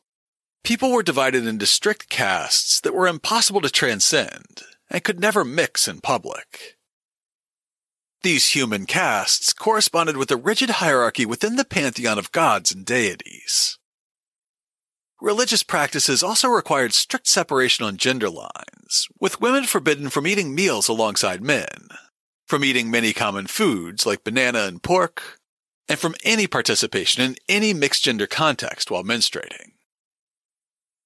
For Ka'ahumanu, these restrictions were a barrier to her participation as a full partner in the young king's regency. Together with Kamehameha II's wives, she started a campaign of co-eating. Through the simple act of eating at the table with the king, the queen regent could both participate more fully in politics and also challenge the ancient hierarchies. According to religious law, this act should have led to a death sentence, but the young king couldn't make himself execute his beloved stepmother and co-monarch. The high priests also refused to step in, making it clear to the people that the old mores would no longer be enforced. This launched a period of extreme religious and cultural upheaval in the Hawaiian Islands. Temples were torn down and idols were burned, while the traditional hierarchies evaporated, leaving each family to decide for itself whether to continue worshipping the old gods. So as 1820 dawned, a new king had moved into a new capital city. The old gods had fallen, and Boston merchants were draining the islands dry of natural resources. This year of extreme transition was far from over, though. S.E. Morrison's 1921 paper notes, "Another event which made the year 1820 memorable in Hawaiian economic history was the arrival of the first Massachusetts whaling vessel, the ship Merrow of Nantucket. Nantucket whalers had rounded the Horn as early as 1791, but until this year, their activities had been confined mainly to the South Pacific. Captain Allen's discovery of the Japanese whaling grounds made Hawaii as essential to whalers as to China traders. Within just a few years, the shallow anchorage before Lahaina would be transformed into a forest of masts. In the show notes this week, I'll include a depiction of Lahaina in the early 1840s by a pair of painters who embarked on a whaling voyage around the world a few years earlier. There are dozens of ships on the water. The royal palace at Moku'ula is visible on one side, and in the middle is a whitewashed fortress built of coral blocks, which was erected after a dispute between locals and whalers resulted in a whaling ship opening fire on the town with cannons in 1827. Another catalyst of change would arrive in Hawaiian waters on March 31, 1820. In his 1848 memoir, Congregational missionary Hiram Bingham described his first glimpse of native Hawaiians soon after making landfall. Their maneuvers in their canoes, some being propelled by short paddles and some by small sails, attracted the attention of our little group, and for a moment gratified curiosity. But the appearance of destitution, degradation, and barbarism among the chattering and almost naked savages, whose heads and feet and much of their sunburnt swarthy skins were bare, was appalling. Some of our number, with gushing tears, turned away from the spectacle. Others, with firmer nerve, continued their gaze, but were ready to exclaim, "Can these be human beings? How dark and comfortless their state of mind and heart! How imminent the danger to the immortal soul shrouded in this deep pagan gloom! Can such beings be civilized? Can they be Christianized? Can we throw ourselves upon these rude shores and take up our abode for life among such a people for the purpose of training them for heaven?" Bingham was one of the 2 ordained ministers in the first group of Boston Congregationalists to arrive in Hawaii. The book by Kuykendall describes the makeup of this group.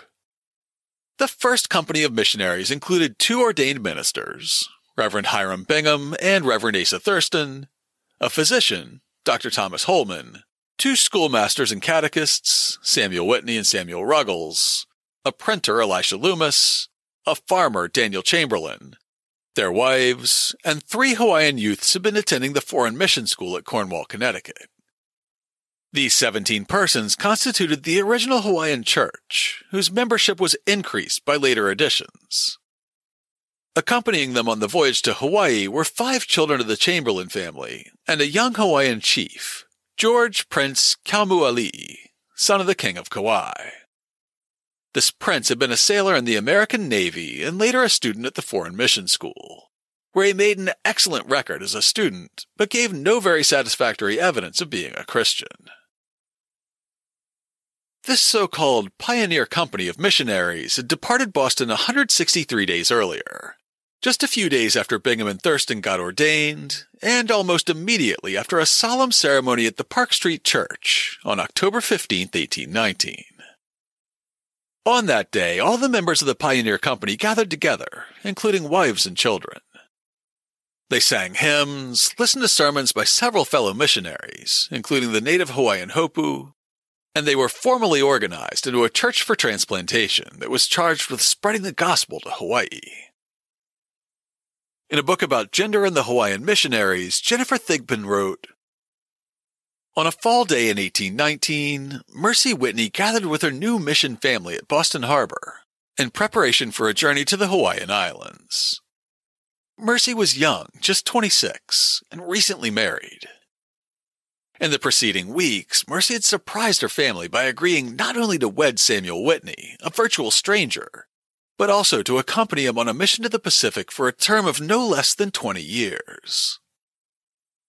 Mercy and Samuel were not alone in taking such a leap of faith.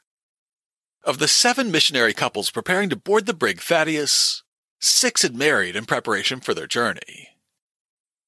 The mission's governing board, the American Board of Commissioners for Foreign Missions, had clearly articulated its marital requirement. Missionary hopefuls like Samuel understood that if they were unmarried, they simply would not be assigned to the field. Similarly, women understood that they would only be allowed to participate in the growing foreign mission movement as wives and helpmeets to full-fledged male missionaries. For the small crowd gathered to see the group off, the mood surely must have been mixed. Coupled with the dangers associated with a months-long sea voyage and the long term of mission service, it was possible, even likely, that the group would never be reunited with their families and friends. S.E. Morrison's paper describes their departure from Boston a week later. On Saturday morning, October 23rd, the final farewell took place at Long Wharf, crowded with sympathetic spectators. The Reverend Dr. Worcester offered up a prayer. Hopu delivered another speech, and all united in singing, "Blessed be the tie that binds, and when shall we all meet again?" A barge from the USS Independence conveyed the missionaries to the vessel chartered for the voyage by the American Board, the brig Thaddeus of Boston, which in just a short time weighed anchor and dropped down the stream to Boston Light. As you might gather from the narrative of the first contacts between Hiram Bingham's missionary company and the court of Kamehameha, the missionaries expected the absolute worst when they arrived in Hawaii, and they were perhaps disappointed not to find it. Rufus Anderson's 1870 History of the Sandwich Islands mission provides an example of what the American missionaries expected to find. The missionaries had expected to find the old king Kamehameha ruling the islands with despotic power and zealously upholding idolatry. They expected to see the temples standing, to witness the baleful effects of idolatrous rites, to be shocked by day with the sight of human sacrifices and alarmed at night by the outcries of devoted victims. They expected to encounter a long and dangerous opposition from the powerful priesthood of paganism. They expected to hear the yells of savage warfare and to witness bloody battles before idolatry would be overthrown and the peaceful religion of Jesus Christ established. No anticipations were more reasonable, yet not one of them was realized. Their first information from the shore was that Kamehameha was dead and that his successor had renounced the national superstitions, destroyed the idols, burned the temples, abolished the priesthood, put an end to human sacrifices, and suppressed a rebellion which arose in consequence of these measures, and that peace once more prevailed, and the nation without a religion was waiting for the law of Jehovah. Even though the new king had upended the old traditions, there were still plenty of signs of the old religion when the pioneer company of missionaries arrived. For example, Hiram Bingham took the time to view a heiau, or temple, on his first day in Hawaii. He described it as a monument of folly, superstition, and madness, which the idolatrous conqueror and his murderous priests had consecrated with human blood to the senseless deities of pagan Hawaii. As a fortification of Satan's kingdom, its design was more for war against the human species than the worship of the Creator. About half of the first party of missionaries settled at a mission at Kailua on the Big Island of Hawaii. When Bingham arrived at Kailua a few days after making landfall, he described the reception he received. As we proceeded to the shore, the multitudinous shouting and almost naked natives, of every age, sex, and rank, swimming, floating on surfboards, sailing in canoes, sitting, lounging, standing, running like sheep, dancing or laboring on shore, attracted our earnest attention, and exhibited the appalling darkness of the land which we had come to enlighten. The other half of the initial missionaries were split between the Big Island, Oahu, and Kauai. Though they established at least 4 churches, and though the Hawaiian crown would adopt Christianity as the official state religion, the first mission was broadly considered a failure. Perhaps racist attitudes toward the indigenous people and their cultural practices had something to do with it. The missionaries thought that the locals would be dazzled by the Western dress and demeanor of the 3 Hawaiian members of the party, but the locals were mostly nonplussed. An official history of the mission school says that those who had returned to their native lands failed to meet the expectations of their friends. Perhaps the locals saw just another Westerner who happened to have darker skin. Racist assumptions about what work should look like also sabotaged the missionaries' efforts. The Hawaiians were expert hunters and master mariners, and they cultivated breadfruit, banana, taro, and other staple crops. But because their labor didn't look like the typical New England farm, the missionaries believed that the locals needed instruction on how to feed themselves on their own land. This did not work out as well as intended, as Rufus Anderson recorded in 1870.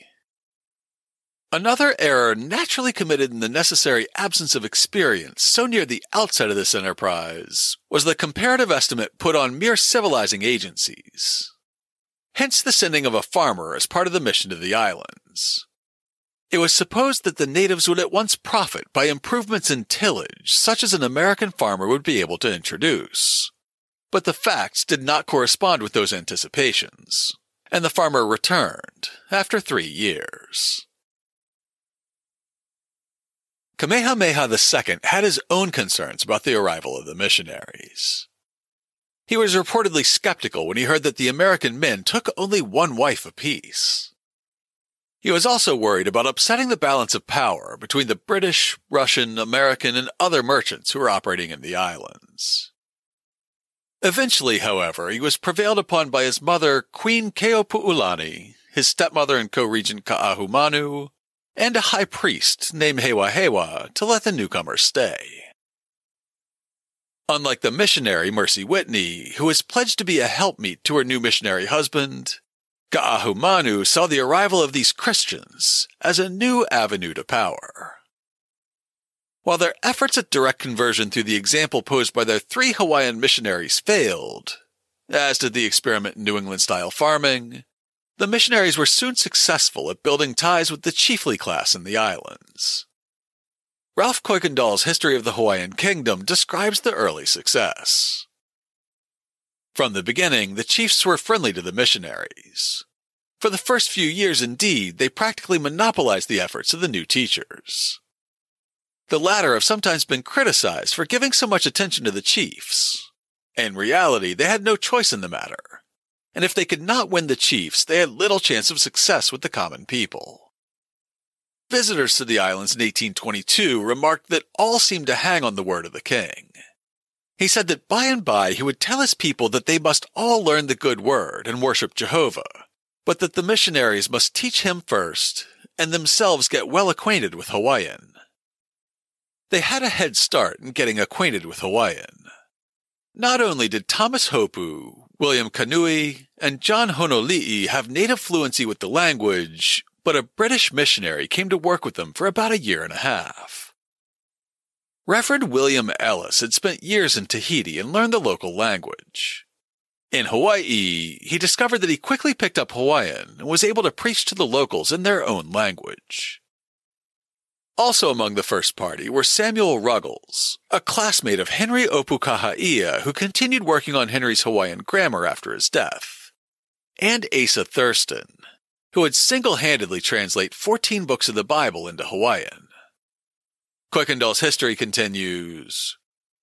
Before the missionaries were well settled in their thatched houses, built for them by the king at Honolulu, they gathered some of the people into a school. The same thing was done at Kailua and Waimea. In these little schools, English was taught. It was obvious, however, that while it was desirable for the king and chiefs and their business agents to know English, teaching such a difficult language to the people as a whole would require an immense expenditure of time and effort. If the Hawaiians were to be made literate in a reasonable period, it must be in their own language. If the work of the missionaries was to be effective, it must be carried on in the native tongue. Their first task was to learn the language and to reduce it to written form. Within 2 years, enough translation was done to start pressing Elisha Loomis's print shop into service. A 1962 article in the Journal of the American Society of Church History describes the moment when the first Hawaiian language printing was struck. On Monday, January 7, 1822, in the presence of a gathering of missionaries, chiefs, and foreign residents, Chief Ke'iaumoku assisted in taking the first impression of printed matter to come from the press in the Hawaiian Islands. This spelling primer, the first so-called book, was only a broadside, 6 by 4 inches, headed Lesson 1, containing the alphabet and some short lessons in spelling and reading, which later appeared on the 2nd and 3rd pages of the completed text. Before the end of the month, an elementary spelling book of 16 pages was printed in an edition of 500 copies. King Kamehameha II, Ka'ahumanu, Boki, and other chiefs and numbers of people came to the printing establishment in Honolulu to gaze in awe at the new machine that could turn out palapala, or the written word, on blank sheets of paper. From this point onward, the missionaries would use educational texts and gospel tracts just as fast as the press could print them. As the initial failure of the mission began to turn around, the pioneer company was joined by a second party of missionaries, which had sailed out of New Haven and arrived in Hawaii in April of 1823. This group would be split among the Big Island, Oahu, and for the first time, Maui. A group including William and Clarissa Richards, Charles and Harriet Stewart, and Betsy Stockton were stationed in Lahaina starting in May of that year, where Betsy Stockton would be praised for the success of the school she founded, the first mission school in Lahaina, and the first in the Hawaiian Islands that enrolled the children of commoners, and not just the chiefly class. Betsy was also notable because she had been enslaved at birth, and only manumitted 5 years before she volunteered as a missionary. This second company may have sailed from New Haven, but more of its members were from Boston than had been in the first company that had sailed from Boston. With their arrival in Lahaina, that town became crowded with Boston merchants, whalers, and missionaries, all of whom were right on the doorstep of the royal complex at Moku'ula. S.E. Morrison described the bouillabaisse of competing New England influences. As early as 1823, there were 4 mercantile houses in the islands: Honeywell's, Jones's, Northwest John DeWolf's, and another from New York. The little community of respectable traders and missionaries, with a disreputable fringe of deserters from and whalers, was so predominantly Bostonian that Boston acquired the same connotation in Hawaii as along the northwest coast. It stood for the whole United States. Hawaii had, in fact, become an outpost of New England. The foreign settlement, with its frame houses shipped around the Horn, haircloth furniture, orthodox meeting house built of coral blocks, and New England Sabbath, was as Yankee as a suburb of Boston. That year, William and Clarissa Richards erected the Waiola'a Church immediately abutting the royal complex. When Nikki and I visited, it was a perfectly clear and sunny day, and the manicured cemetery and churchyard fairly gleamed within the enclosing lava stone walls. We wandered among the graves and noted veterans of both world wars, as well as headstones with surnames indicating families of Hawaiian, North American, Filipino, and Chinese descent. Immediately facing the church building, a small wrought iron enclosure denotes the royal grave of Queen Keopu'olani. In 1823, she was one of the many wives of Maui Governor Ho'opili, but she announced that from that point onward, Hawaiian royalty would adopt the strange Christian custom of monogamy, so she became his only wife. Unfortunately, she became gravely ill that August, and soon lay on her deathbed. In the weeks before her September death, she asked to be baptized, and to be buried in the Christian custom. Keopu'olani's public embrace of Christianity helped accelerate the religion's acceptance among the Hawaiian people. A year and 6 days after her death, her fellow queen called a public meeting in Lahaina on September 24, 1824. Kuykendall describes the meeting. Ka'ahumanu called forward 3 young men belonging to her private school, informed us that she had appointed them teachers for her people on the windward side of Maui, and desired that they might be supplied with books sufficient for large schools. She then addressed herself to the headmen of that district who were present, commanding them to have good schoolhouses erected immediately, and to order all the people in her name to attend to the Palapala and the Pule, or education and worship. She didn't yet know it when she ordered this additional religious education for the island of Maui, but Ka'ahumanu's son and king was already dead. Kamehameha II and his wife Kamamalu were on a state visit to Great Britain when they both died of measles in July of 1824. His younger brother would take the throne as Kamehameha III, but the new king was just 12 years old, investing the Dowager Queen Ka'ahumanu with ever more power. In part, she used her influence to promote Christianity, and specifically Protestant Congregationalism. She was publicly baptized in 1824, and she soon gave her stamp of approval to the kingdom's first written body of laws, based on biblical values. Within the next few years, she would outlaw Catholicism and banish priests from the kingdom. She would sign the kingdom's first foreign treaty, a free trade agreement with the U.S., and she would ban liquor and prostitution in Lahaina. This last order led to a violent pushback by the New England whalers who had become accustomed to procuring not only pork, bananas, and fresh water, but also booze and women in Lahaina. In October 1827, a small group of women went on board the English whale ship John Palmer, which was under the command of an American captain. Ho'opili demanded that the women be returned to shore, and the crew of the Palmer refused.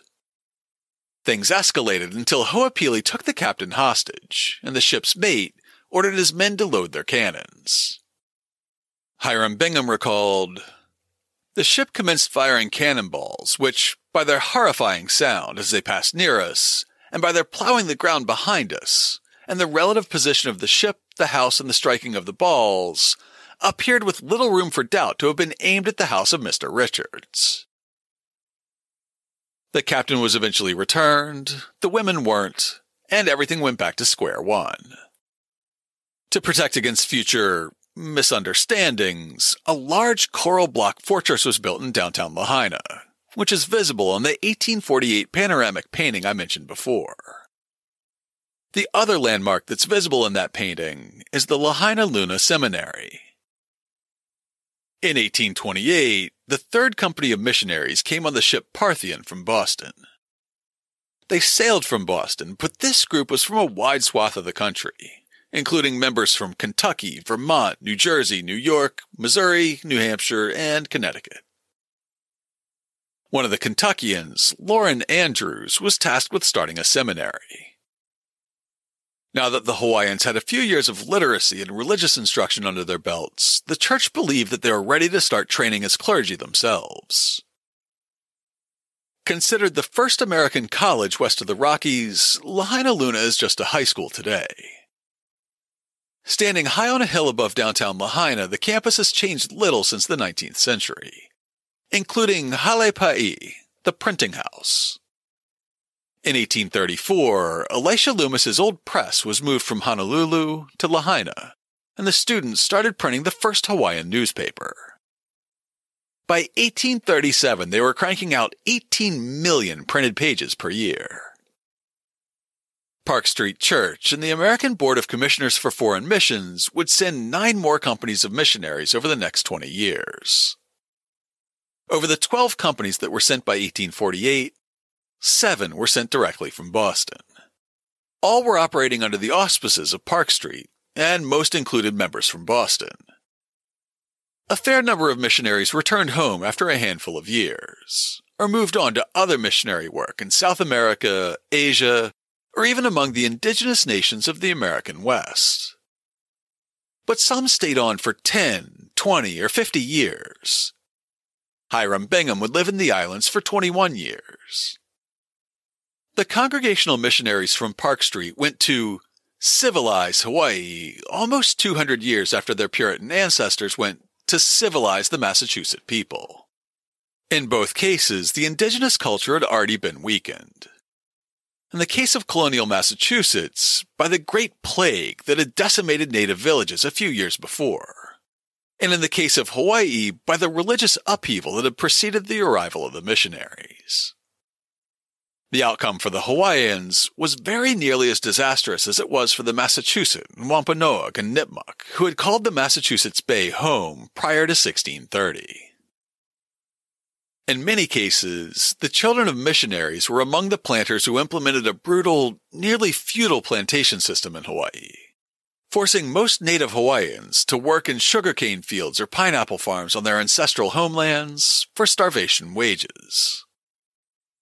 The grandchildren of the missionaries became the imperialists who forced King David Kalakaua to sign the 1887 Bayonet Constitution that stripped Hawaiians of their right to self-government and turned over most political power to the white planters. It only seems appropriate that when the U.S. Marines came ashore in 1893 to back a coup, that deposed and imprisoned Queen Lahuiokalani, ended Hawaiian royal rule, and forced annexation to the United States, those Marines were carried aboard the USS Boston. However, the tragic history of the missionary system in the Hawaiian Islands does not translate to a disdain for the churches that remain there today. Wherever I traveled on Maui, the Congregational churches in tiny towns and rural enclaves were meticulously maintained. The proof is in the evident care given to the lava stone Keanae church, embraced between taro fields and coconut palms on a windswept peninsula, or the Palapala Ho'omau church where Charles Lindbergh's buried, wrapped in a colorful tropical garden atop a cliff, or the tidy church at the end of the winding road to the tiny village of Nahiku. The proof is also in the church histories, which proudly note that the congregations refused to deed their church buildings and land over to the Missionary Society back in Boston when they were asked to in the 1860s.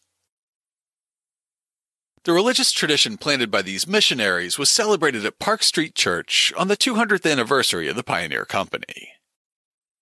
In October 2019, about 100 church members, descendants of missionaries, and historic interpreters from the Hawaiian Islands traveled on a commemorative tour of New England.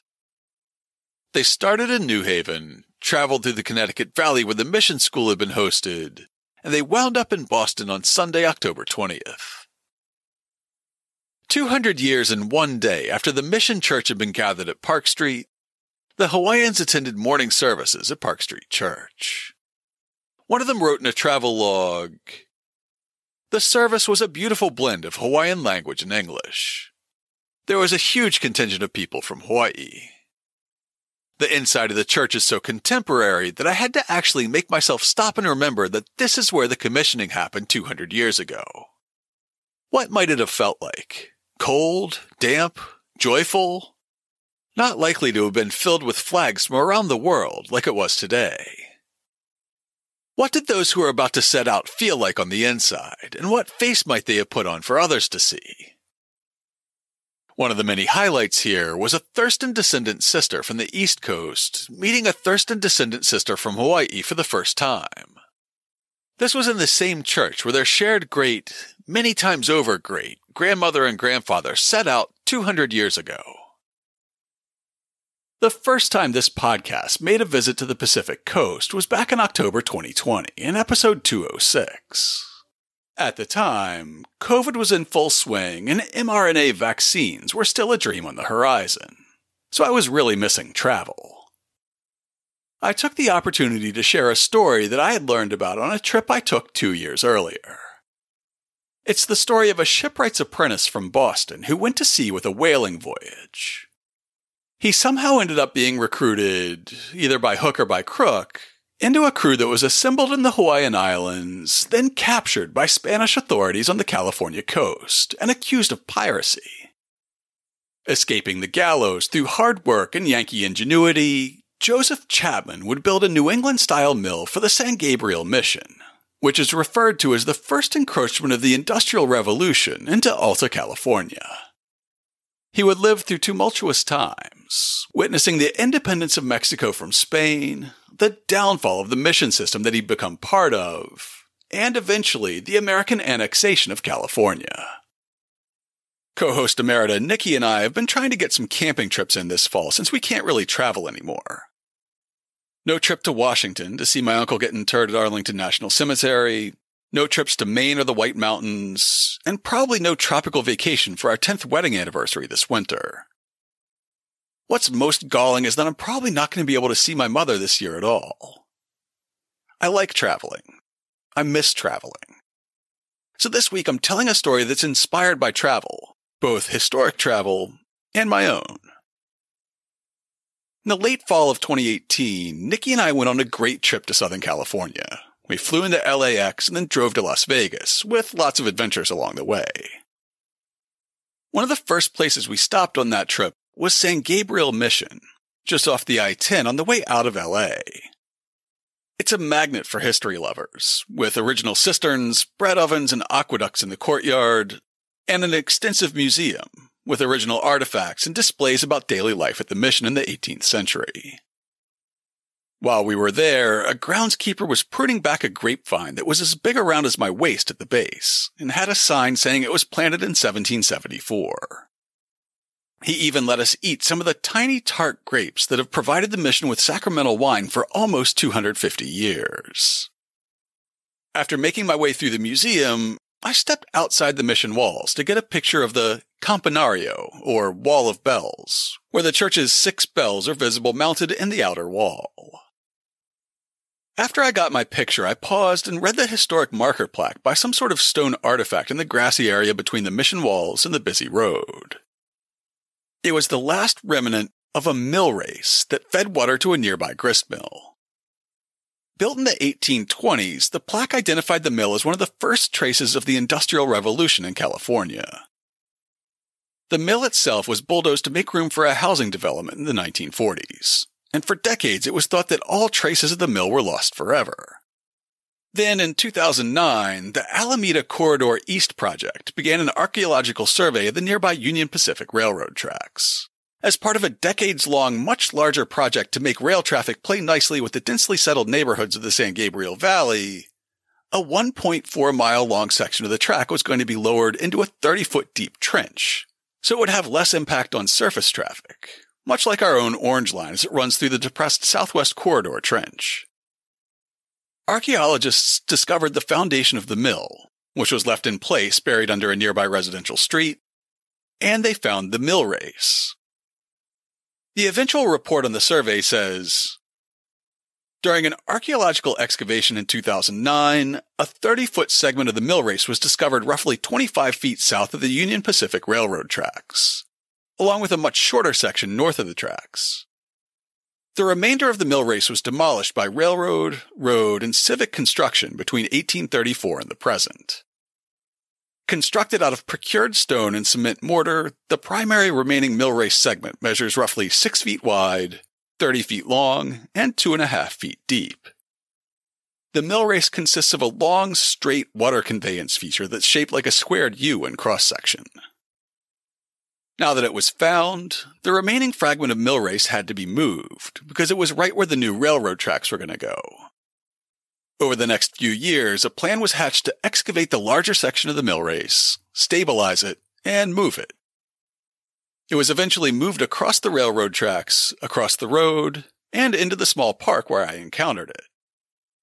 It was reinstalled in line with where period maps of the mission show the mill race running, and then unveiled in a 2013 ceremony with descendants of the Tongva people, who are indigenous to the area and would have worked on building the mill and race, as well as a descendant of the mill's designer. The Pasadena Star-News wrote, the 20-foot, 15-ton section of the historic mill race was relocated to Plaza Park and restored using rocks from the same area across the street from the mission where archaeologists found it, explained John Dietler, the lead archaeologist on the project. The reconstructed mill race also has water flowing through it. This is really unique. We do excavations all the time, but this is once in a lifetime, Dietler said. I can't think of any other example of a mission artifact that has been reconstructed and actually works. What stopped me in my tracks, though, was a sentence on the historic marker stating that the mill had been designed and built by an American named Joseph Chapman, who was originally from the Boston area. In one of the displays in the Mission Museum, a caption says, called El Diablo, or the Pirate by some, Chapman is considered to be the most popular man in early California. Well, that got me hooked. Why was some Boston guy both a pirate devil and the most popular man in Alta California? Joseph Chapman's later years are covered by Spanish, Mexican, and American histories of California, but his early life isn't well documented. Some articles say he was from Maine, and some say he was born in Ipswich. About the most solid and reliable primary sources I could find were his baptismal and marriage records through the Catholic missions of California. In both, Chapman listed Ciudad de Boston, the city of Boston, as his birthplace. His parents' names were Daniel and Rosinda, and according to a book of Chapman genealogy, several generations of Daniel Chapmans lived in Ipswich, which may be where the confusion came in. A note on his baptismal record also says that he had never been baptized before and continues that his sister, older in age, was not baptized until she was 20 years old, having requested it on her own shortly before marrying. And finally, having come to know that so her father, like her mother, were of the sect of the Anabaptists, whose heretics believe that children should not be baptized before they reach the use of reason. Anabaptists are a branch of Protestantism that descends from a persecuted German minority sect. They do indeed practice adult baptism, they treat the Sermon on the Mount as the core of their liturgy, and most Anabaptist churches are considered peace churches. Today, the most recognized Anabaptist groups in the U.S. are the Amish, Mennonite, and Brethren churches. My family's actually from an Anabaptist tradition, and my mother still attends a Brethren church. However, it would have been very unlikely for a family of Anabaptists to be living in Boston at the time of Joseph Chapman's birth, sometime between 1784 and 1789. Throughout the late 17th and early 18th century, Cotton Mather and other Puritan ministers tried to stamp out competing denominations, like Quakers, Baptists, and Anabaptists. In past episodes, we've heard how the Quaker martyrs were hanged on Boston Common for professing their faith publicly, and we've heard how the Puritan authorities nailed the door of the First Baptist Church in Boston closed. Cotton Mather also railed against Anabaptists, calling them schismatical, scandalous, disorderly, disturbers of the peace, underminers of the churches, neglectors of the public worship of God on the Lord's Day, idolaters, and enemies to civil government. In no small part due to Mather's efforts, a large community of Anabaptists never arose in Boston. It's possible that Chapman's parents were secret Anabaptists, but it's just as possible that something got lost in translation. Perhaps Chapman said that he was a Baptist, and the friar heard Anabaptist. Or perhaps Chapman described the beliefs of a Quaker family, and the friar interpreted them as Anabaptist. Either way, it's unlikely that he was raised in an Anabaptist tradition in 18th century Boston. Despite the lack of primary sources about his early life, most profiles of Chapman agree that he was trained as a shipwright. In a 1956 article for the Historical Society of Southern California, Paul Scott wrote, "In the year that George Washington was elected President of the youthful United States, Joseph Chapman was born. He was 11 years old when Washington died, and he had already learned to read and write, so that he could be apprenticed early by his father Daniel Chapman to a Boston shipwright. From the year when George Washington died, 1799, the historical record runs dry for almost 2 decades. His apprenticeship likely lasted 7 years, but Chapman doesn't appear in print again until 1818. At some point in the intervening decades, Joseph Chapman went to sea, most likely as a whaler. He reappears as the first mate on a ship called the Santa Rosa that was involved in raiding the California coast. It was this expedition that earned him the title pirate, and most articles about Chapman will call him a pirate. However, one man's pirate is another man's freedom fighter, and the 1818 raids are not a clear-cut case of piracy. Hipólito Bouchard was a French-born citizen of Argentina. He fought in Napoleon's navy and campaigns in the English Channel, Mediterranean, and Caribbean seas, before becoming disillusioned with the French Revolution. Meanwhile, a revolution was brewing against another European empire, and Bouchard sailed to Buenos Aires in 1809 and threw in his lot with the Argentine rebels who were fighting for independence against the Spanish Empire. After winning citizenship through battlefield heroics in 1813, Bouchard became an Argentine corsair in 1815, leading naval campaigns against Spanish strongholds in Peru, Ecuador, and Chile. Over the next couple of years, he fought pirates in Malaysia and conducted raids against the Spanish in the Philippines, finally heading into port in the Sandwich Islands in the summer of 1818, in search of new crew members. Many of Bouchard's original crew had died in combat or of scurvy since leaving Argentina almost 3 years before, and the Sandwich Islands, now known as Hawaii, were an easy place to find sailors, as long as you didn't ask too many questions about where they came from. It was in Hawaii that Joseph Chapman joined Hipólito Bouchard's crew. Bouchard negotiated with Hawaii's King Kamehameha I to reclaim an Argentine corvette called the Santa Rosa that had been seized by mutineers and sold to the king. When Bouchard took possession of the Santa Rosa, Chapman was either among the crew that had mutinied but not a ringleader, or he was impressed against his will to serve on the Santa Rosa. Given the fact that he would serve as the ship's first mate, I find it unlikely that he was impressed into service unwillingly. As you'll see in a few minutes, after settling in California, Chapman would have good reason to present himself as an unwilling member of Bouchard's crew. In the fall of 1818, Bouchard took the Santa Rosa and his flagship La Argentina and sailed for the California coast. By this time, Mexican guerrillas had been fighting their own war for independence against the Spanish crown for almost a decade. However, the frontier settlements in Alta California were barely affected, due in part to the deeply conservative nature of the mission system, and in part to the territory's relative isolation and distance from Mexico City. The isolated but prosperous ports of California seemed ripe for the picking, but Bouchard didn't know that the Presidios had been warned of his approach. An article from the California Missions Resource Center explains that in October of that year, an American ship, the Clarion, had arrived in Santa Barbara from the Sandwich Islands. The ship's captain was a friend of the Presidio Commandant, José de la Guerra y Noriega.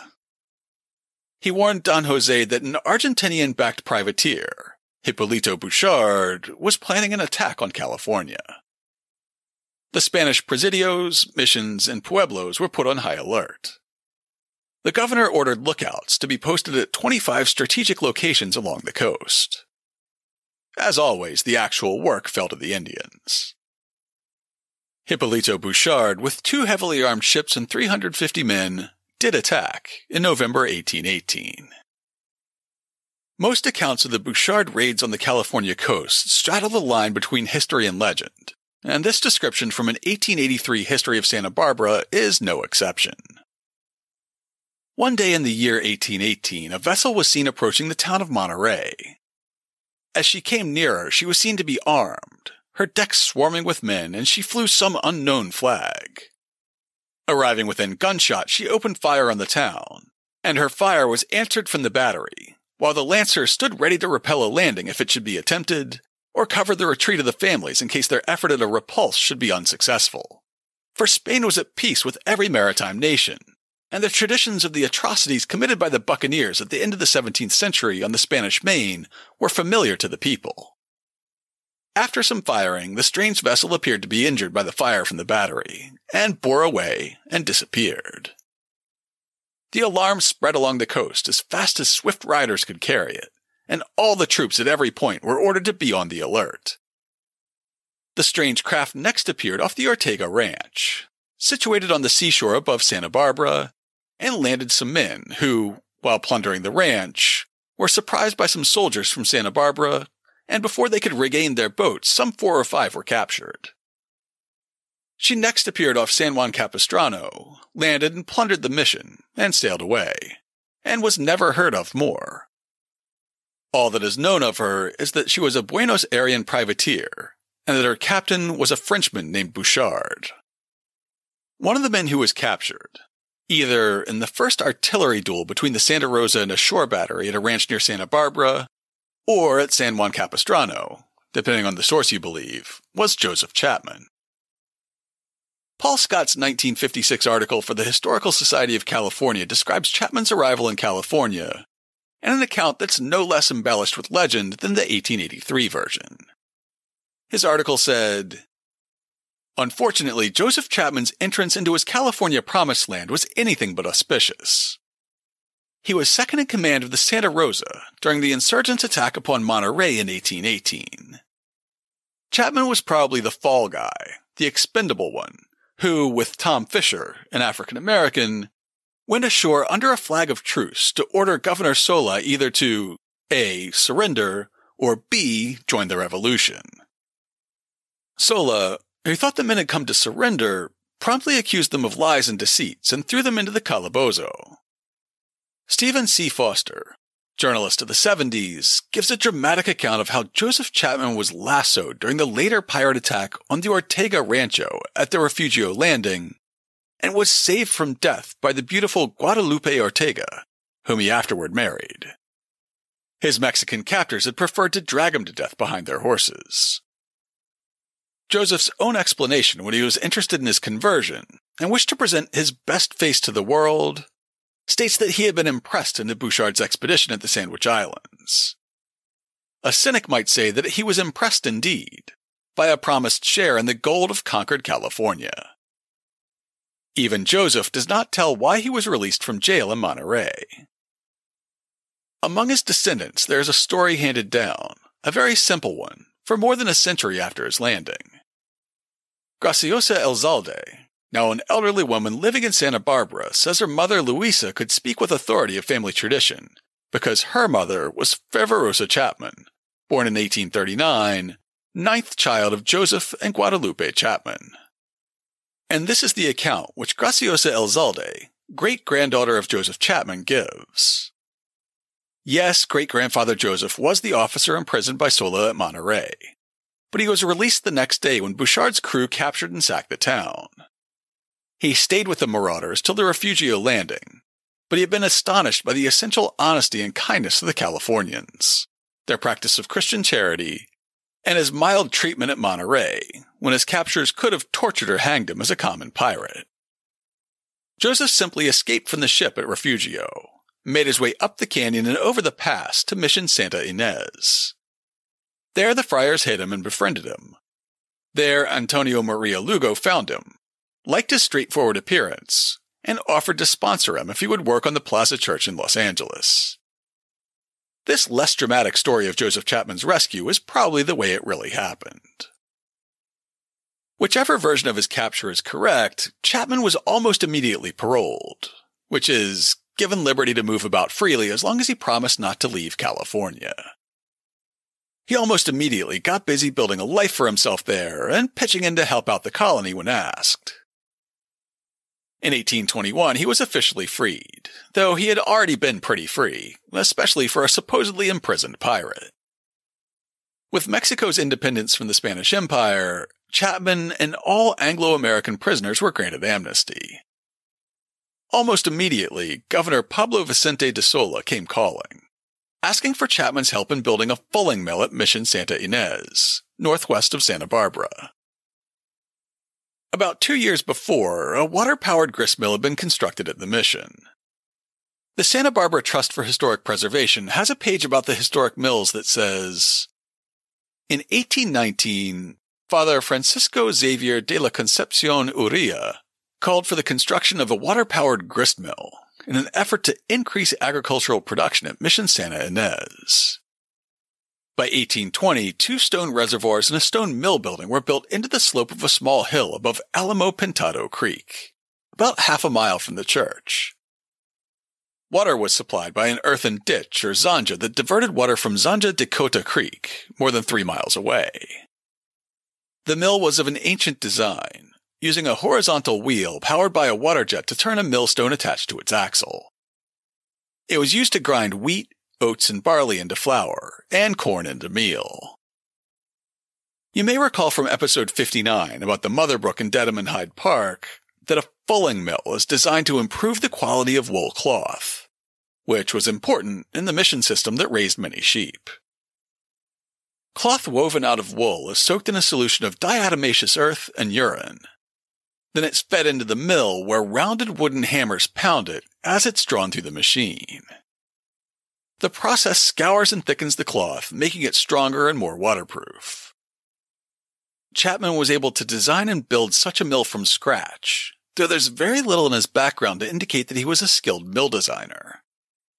All the articles about Chapman say that he was apprenticed to a shipwright in Boston as a teenager, but his baptismal records in California say that he was learning to be de carpintero de rivera, which roughly translates to a carpenter of the riverbed.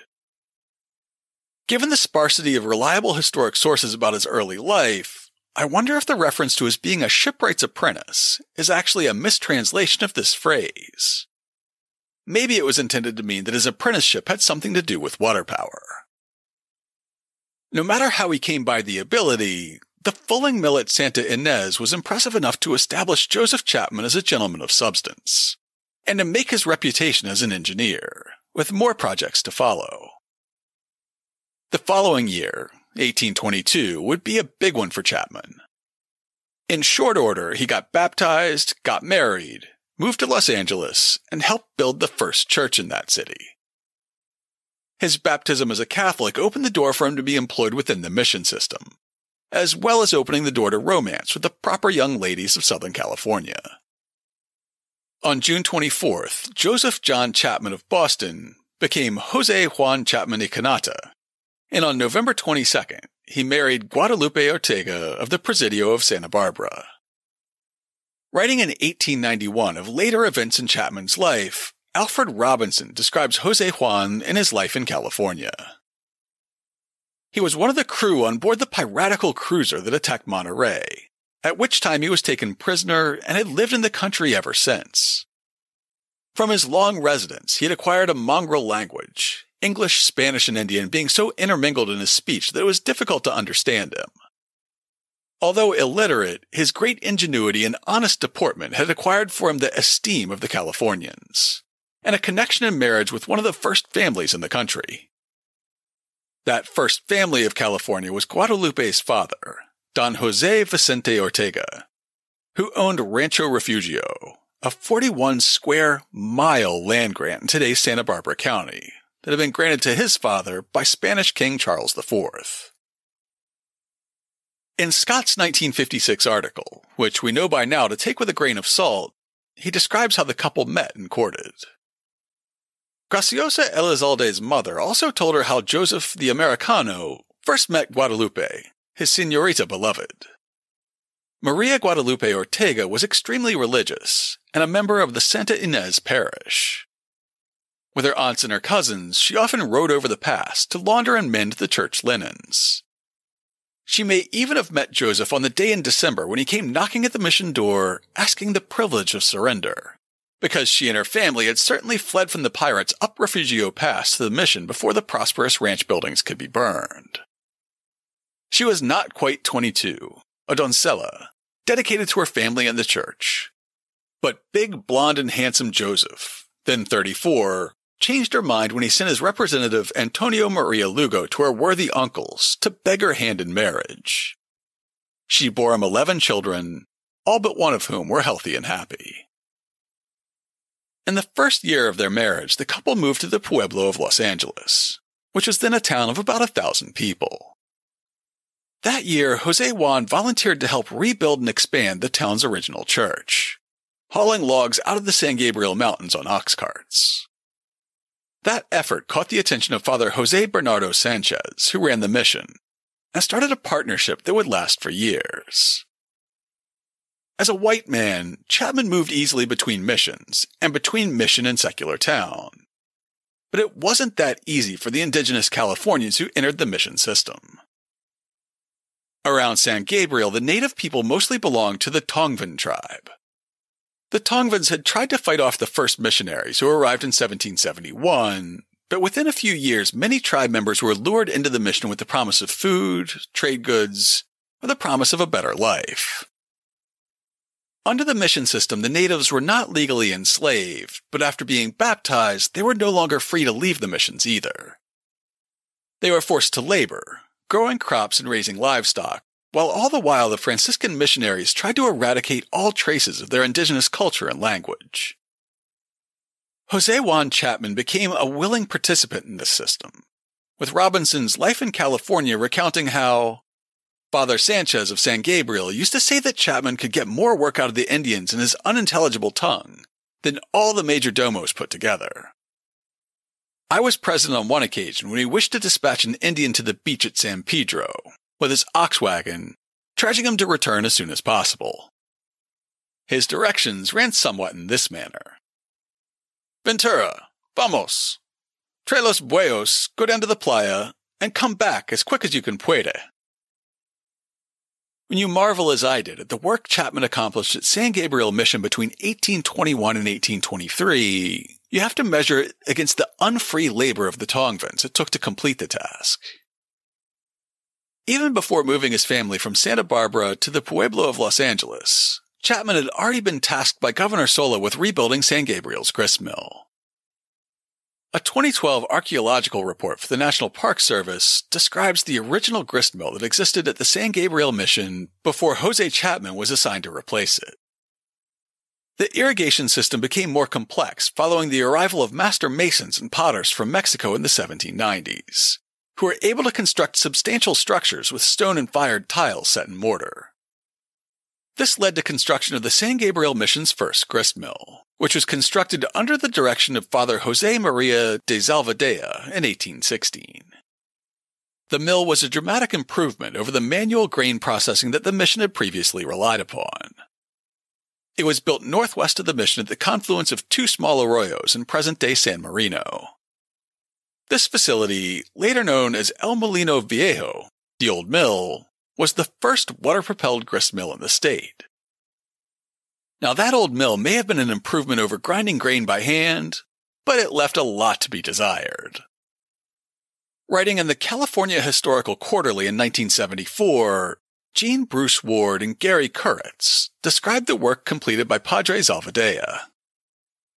Zalvadea, in planning the mill, employed as a basic design the Spanish-style tub mill, powered by a horizontal water wheel. Contrary to local histories, introduction of this type of grist mill was not without precedent. A tub mill ground wheat and pulverized bone for fertilizer at Mission San Jose in Texas as early as 1730. In California, horizontal water wheels turned the millstones at Santa Cruz, San Luis Obispo, and San Antonio de Padua. Examination of mission archives indicates that California's first water-powered grist mill was constructed in Northern California at Santa Cruz. Built in 1794, it predated the San Gabriel mill by at least a generation. Mission padres, operating in a frontier environment and dependent upon Indian labor and their own limited mechanical knowledge, utilized the tub mill because of its simplicity. Composed of a minimum number of parts, it proved more advantageous to build than the well-known New England-style mill, with its gearing and vertical or overshot wheel. As alluded to previously, the mill operated on simple engineering principles. Water captured from Los Robles and Mill Canyon streams powered the water wheel. The Franciscans, expert in irrigation, first directed the stream water to a small dam above the mill. From there, ditches channeled water through a race to a cistern or reservoir located on the west wall.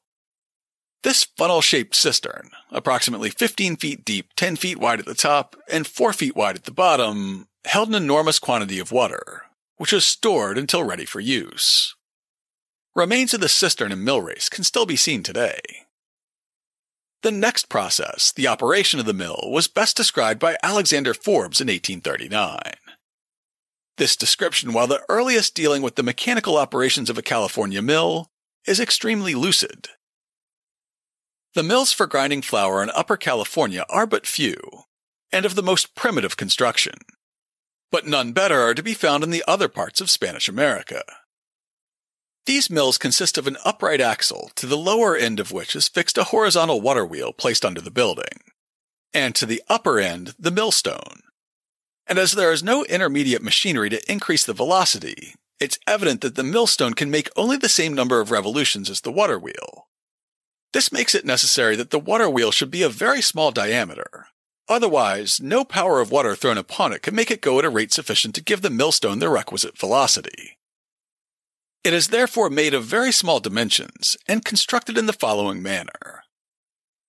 A set of what is called cucharas, or spoons, are stuck into the periphery of the wheel, which serve in place of float boards. They are made of pieces of timber and something of the shape of spoons, the handles being inserted into mortises on the edge of the wheel, and the bowls of the spoons made to receive the water, which spouts on them laterally and forces round the small wheel with nearly the whole velocity of the water which impinges upon it. Indian laborers then poured the grain into a hopper.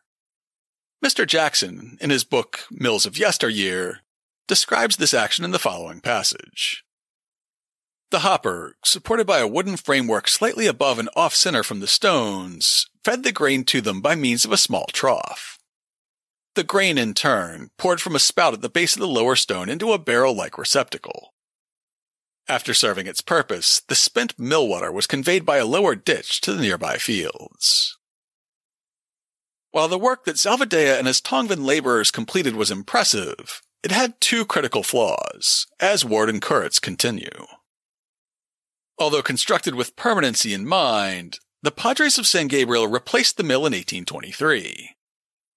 During its 7 years of service, two irritating problems arose. The basic design of the mill was an obvious drawback, as all Spanish-style mills operated at an extremely slow speed. The horizontally mounted water wheel required a large quantity of water to turn it, and in a short time the supply was exhausted.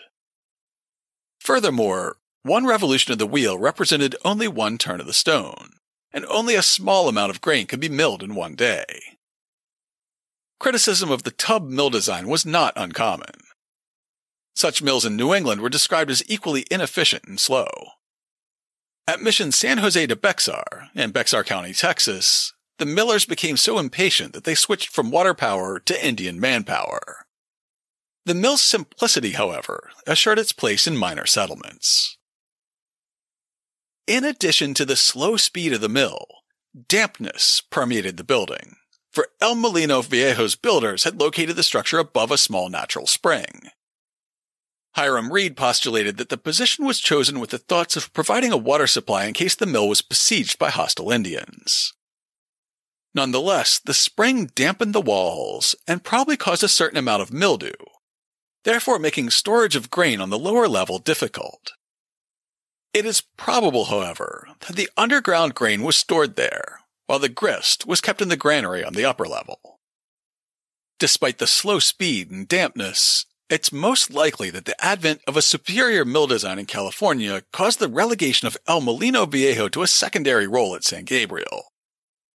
In 1821, Joseph Chapman, a reclaimed member of a pirate community which sailed the California coast in the 1820s, and who was described as the Yankee jack-of-all-trades, built a mill at Mission Santa Ynez powered by a vertical overshot water wheel.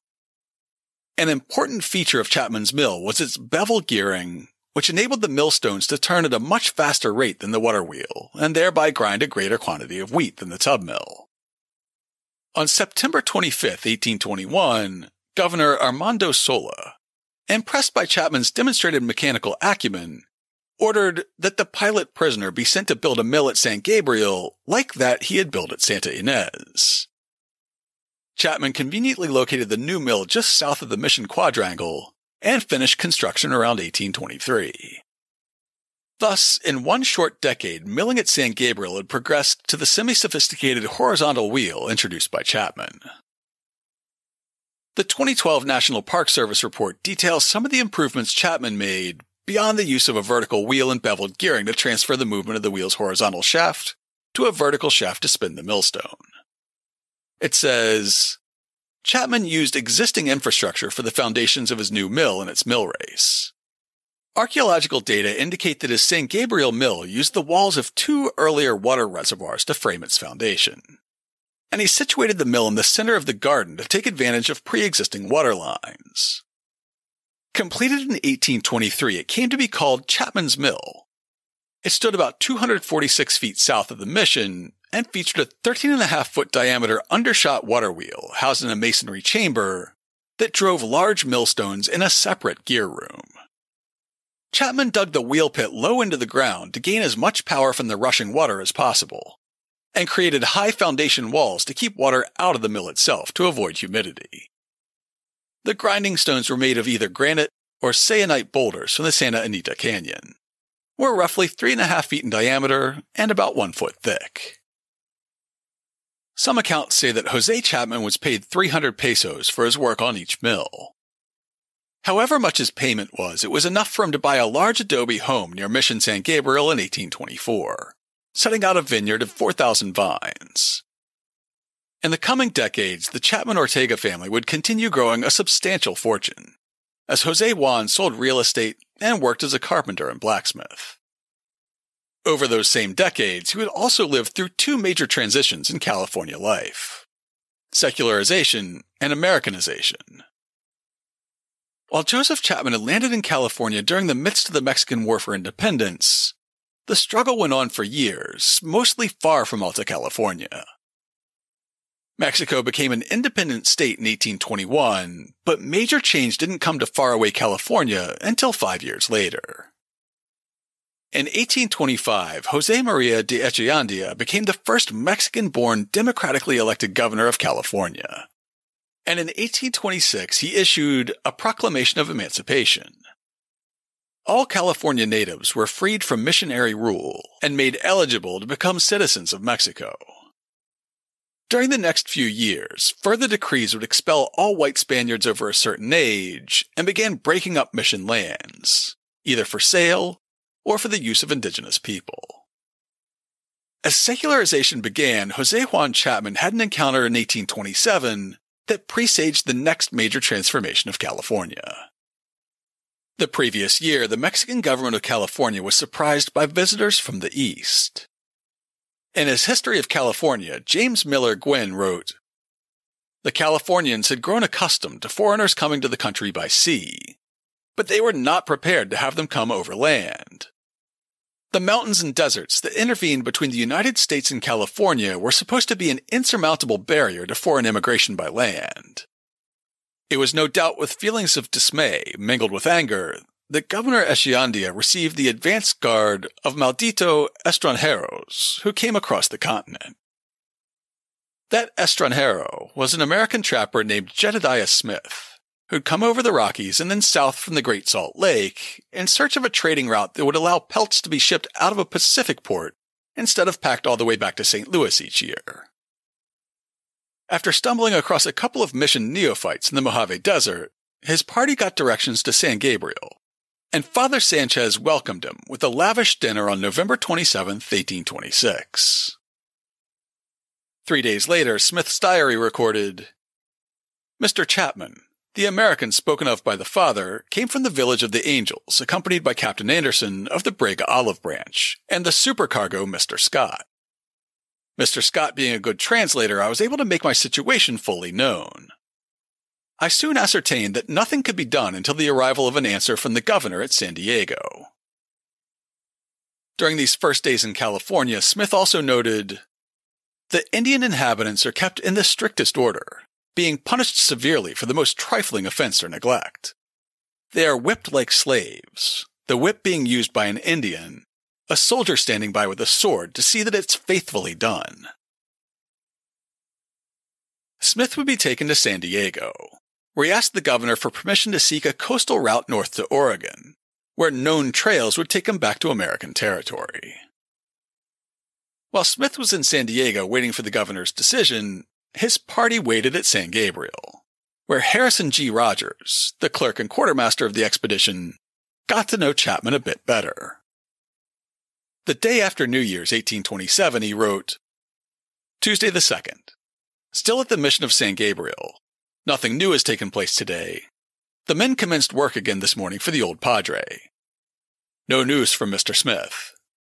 Friendship and peace still prevail. Mr. Joseph Chapman, a Bostonian by birth who is married in this country and brought over to the Catholic faith, came here about 10 o'clock a.m. to superintend the burning of a coal pit for the priest. He is getting wealthy, being what we term a Yankee. He is a jack of all trades and naturally a very ingenious man. Under those circumstances, he gets many favors from the priest by superintending the building of mills, blacksmithing, and many other branches of mechanism." The next day, Rogers also noted the cruel treatment of the mission Indians, writing, "There was 5 or 6 Indians brought to the mission and whipped, and one of them being stubborn and did not like to submit to the lash was knocked down by the commandant, tied and severely whipped, then chained by the leg to another Indian who'd been guilty of a similar offense." Before Smith rejoined the party, and the party left for their journey back across the desert, Rogers recorded several trips into the mountains with Chapman to cut wood for charcoal, also taking the opportunity to hunt for deer and ducks. Chapman showed him the mission soapworks, where lye solution was boiled down in progressively smaller kettles, from 2,500 gallons all the way down to 2 gallons. Chapman also told the explorer about the nearby La Brea tar pits, which Rogers described as a natural pitch mine, where there is from 40 to 50 hogsheads of pitch thrown up from the bowels of the earth daily. The citizens of the country make great use of it to pitch the roofs of their houses. He showed me a piece which had the smell of coal, more than any other thing I can describe. While Rogers and the rest of the party gallivanted around San Gabriel, Smith was receiving bad news in San Diego. Instead of being allowed to travel north to Oregon, he was commanded to leave California the way he came, through the Mojave Desert and over the mountains. As he returned to San Gabriel to prepare for his departure, he wrote, "In company with Mr. Chapman, I moved on to the mission of San Gabriel, where I found my party all well. I must not omit the cordial welcome with which I was received by Father Sanchez. He seemed to rejoice in my good fortune, and well sustained the favorable opinion I had formed of him. You are now, says he, to pass again that miserable country, and if you do not prepare yourself well for it, it is your own fault. If there is anything you want, and that I have, let me know and it shall be at your service." I thanked him for his kindness, and made every exertion to start as soon as possible. Increasing contact with American trappers and others interested in the resources of California helped inspire the last major construction project that Chapman's known to have undertaken. In his History of California, Gwynn explains, "Father Sanchez of San Gabriel Mission was an enterprising man, awake to every opportunity to make money for his mission. He had long looked with disfavor on the encroachment of the Russian and American fur traders and hunters. The sea otter was being exterminated, and but little profit had come to the Californians from this valued peltry. So in 1831, Father Sanchez would task Jose Chapman with building a schooner at St. Gabriel that could be used in hunting seals and sea otters off the California coast. They were only mildly hampered by the fact that St. Gabriel is not, in fact, located on the coast." Richards gives what's generally considered the best account of the vessel's construction and launch in his life in California. A launch was to take place at San Pedro of the second vessel ever constructed in California. She was a schooner of about 60 tons that had been entirely framed at San Gabriel and fitted for subsequent completion at San Pedro. Every piece of timber had been hewn and fitted 30 miles from the place and brought down to the beach upon carts. She was called Guadalupe, in honor of the patron saint of Mexico. And one notes, in honor of Chapman's wife Guadalupe. Richards continues, "And as the affair was considered quite an important era in the history of the country, many were invited from far and near to witness it. Her builder was a Yankee named Joseph Chapman, who'd served his apprenticeship with a Boston boat builder." As migrants from the U.S. began to take a more central role in California life, and as the mission that Jose Chapman had attached himself to waned in power, he began to fade from the historic record. Paul Scott's biographical sketch records these twilight years. Joseph watched the missions perish after 1832. His favorite, Padre Sanchez, before the priest's death must have warned Joseph to go to his ranch. So the Chapman family moved, not to the ranch, Joseph must be forever tinkering, repairing and building, but to Santa Barbara, where the Padres gave him the old hide house on the beach atop what's now called Burton Mound, with such a view of the mountains and sea as would melt the heart. In 1838, Governor Alvarado gave Joseph Chapman, now a well-known and useful citizen, member of the powerful Ortega family, a square league of land in San Pedro Colony on the Santa Clara River, 10 miles east of Mission San Buenaventura. It may have been near or part of the 13,320-acre Sanchez Rancho, in which Guadalupe's mother had an heir's interest. In 1840, after Joseph sold his remodeled hide house on Burton Mound to George Nediver, he built an adobe on his lot a half-mile from the sea. The location in Santa Barbara today is 182 East Haley Street. In 1846, war broke out between Mexico and the United States, although word of the conflict didn't arrive in Alta California for months after the initial hostilities along the Texas-Mexico border. With an exploring party from the U.S. Army scouting along the California-Oregon border and the Mexican Army busy fighting the Americans along the Rio Grande, the rest of American settlers in California saw a chance to act. On June 14th, about 30 men took over a Mexican military outpost at Sonoma, and they raised a new flag that Paul Revere's grandson Joseph Warren Revere later described as a grizzly bear rampant, with one stripe below, and the words Republic California above the bear, and a single star in the Union. With that, they proclaimed California a republic. By early July, the rebels numbered over 300, and they'd been joined by the U.S. Army Scouting Party under John C. Fremont. Together, they took over San Francisco, known then as Yerba Buena, on July 2, 1846. A U.S. fleet that was cruising the California coast under Commodore John D. Sloat used word of the Bear Flag Republic as a pretext to sail into Monterey Harbor and take over. On July 7th, Sloat read a proclamation claiming all of Upper California in the name of the U.S. government and raised an American flag. Joseph Warren Revere later wrote that on July 9th, I had the honor to hoist the flag at Sonoma. As the Bear flag was replaced by the Stars and Stripes, the California Republic ceased to exist, after just 25 days. The war dragged on for months in Southern California, with Los Angeles changing hands multiple times, until Mexican forces capitulated in January 1847. In 1848, the treaty officially ending the war gave the U.S. possession of California, New Mexico, Arizona, Nevada, Utah, and Colorado. Mexican citizens living in those territories were given the choice of moving across the new border into Mexico's smaller territory or becoming U.S. citizens. In the last year of his life, Jose Juan Chapman, the converted Catholic and naturalized Mexican, became once again Joseph Chapman, the American citizen. His feelings on the Americanization of California aren't recorded, and as Paul Scott notes, he only enjoyed his new citizenship status for a brief time. It was in the humble adobe built by his own hands that Joseph Chapman, the California pioneer, died on January 9, 1849. He was buried the next day in the cemetery at Mission Santa Barbara, the first American to be interred there. In his lifetime, he'd seen the downfall of Spanish power, the disintegration of the missions, the debauchement and death of the Indians, and the defeat of the Mexicans by the Americans.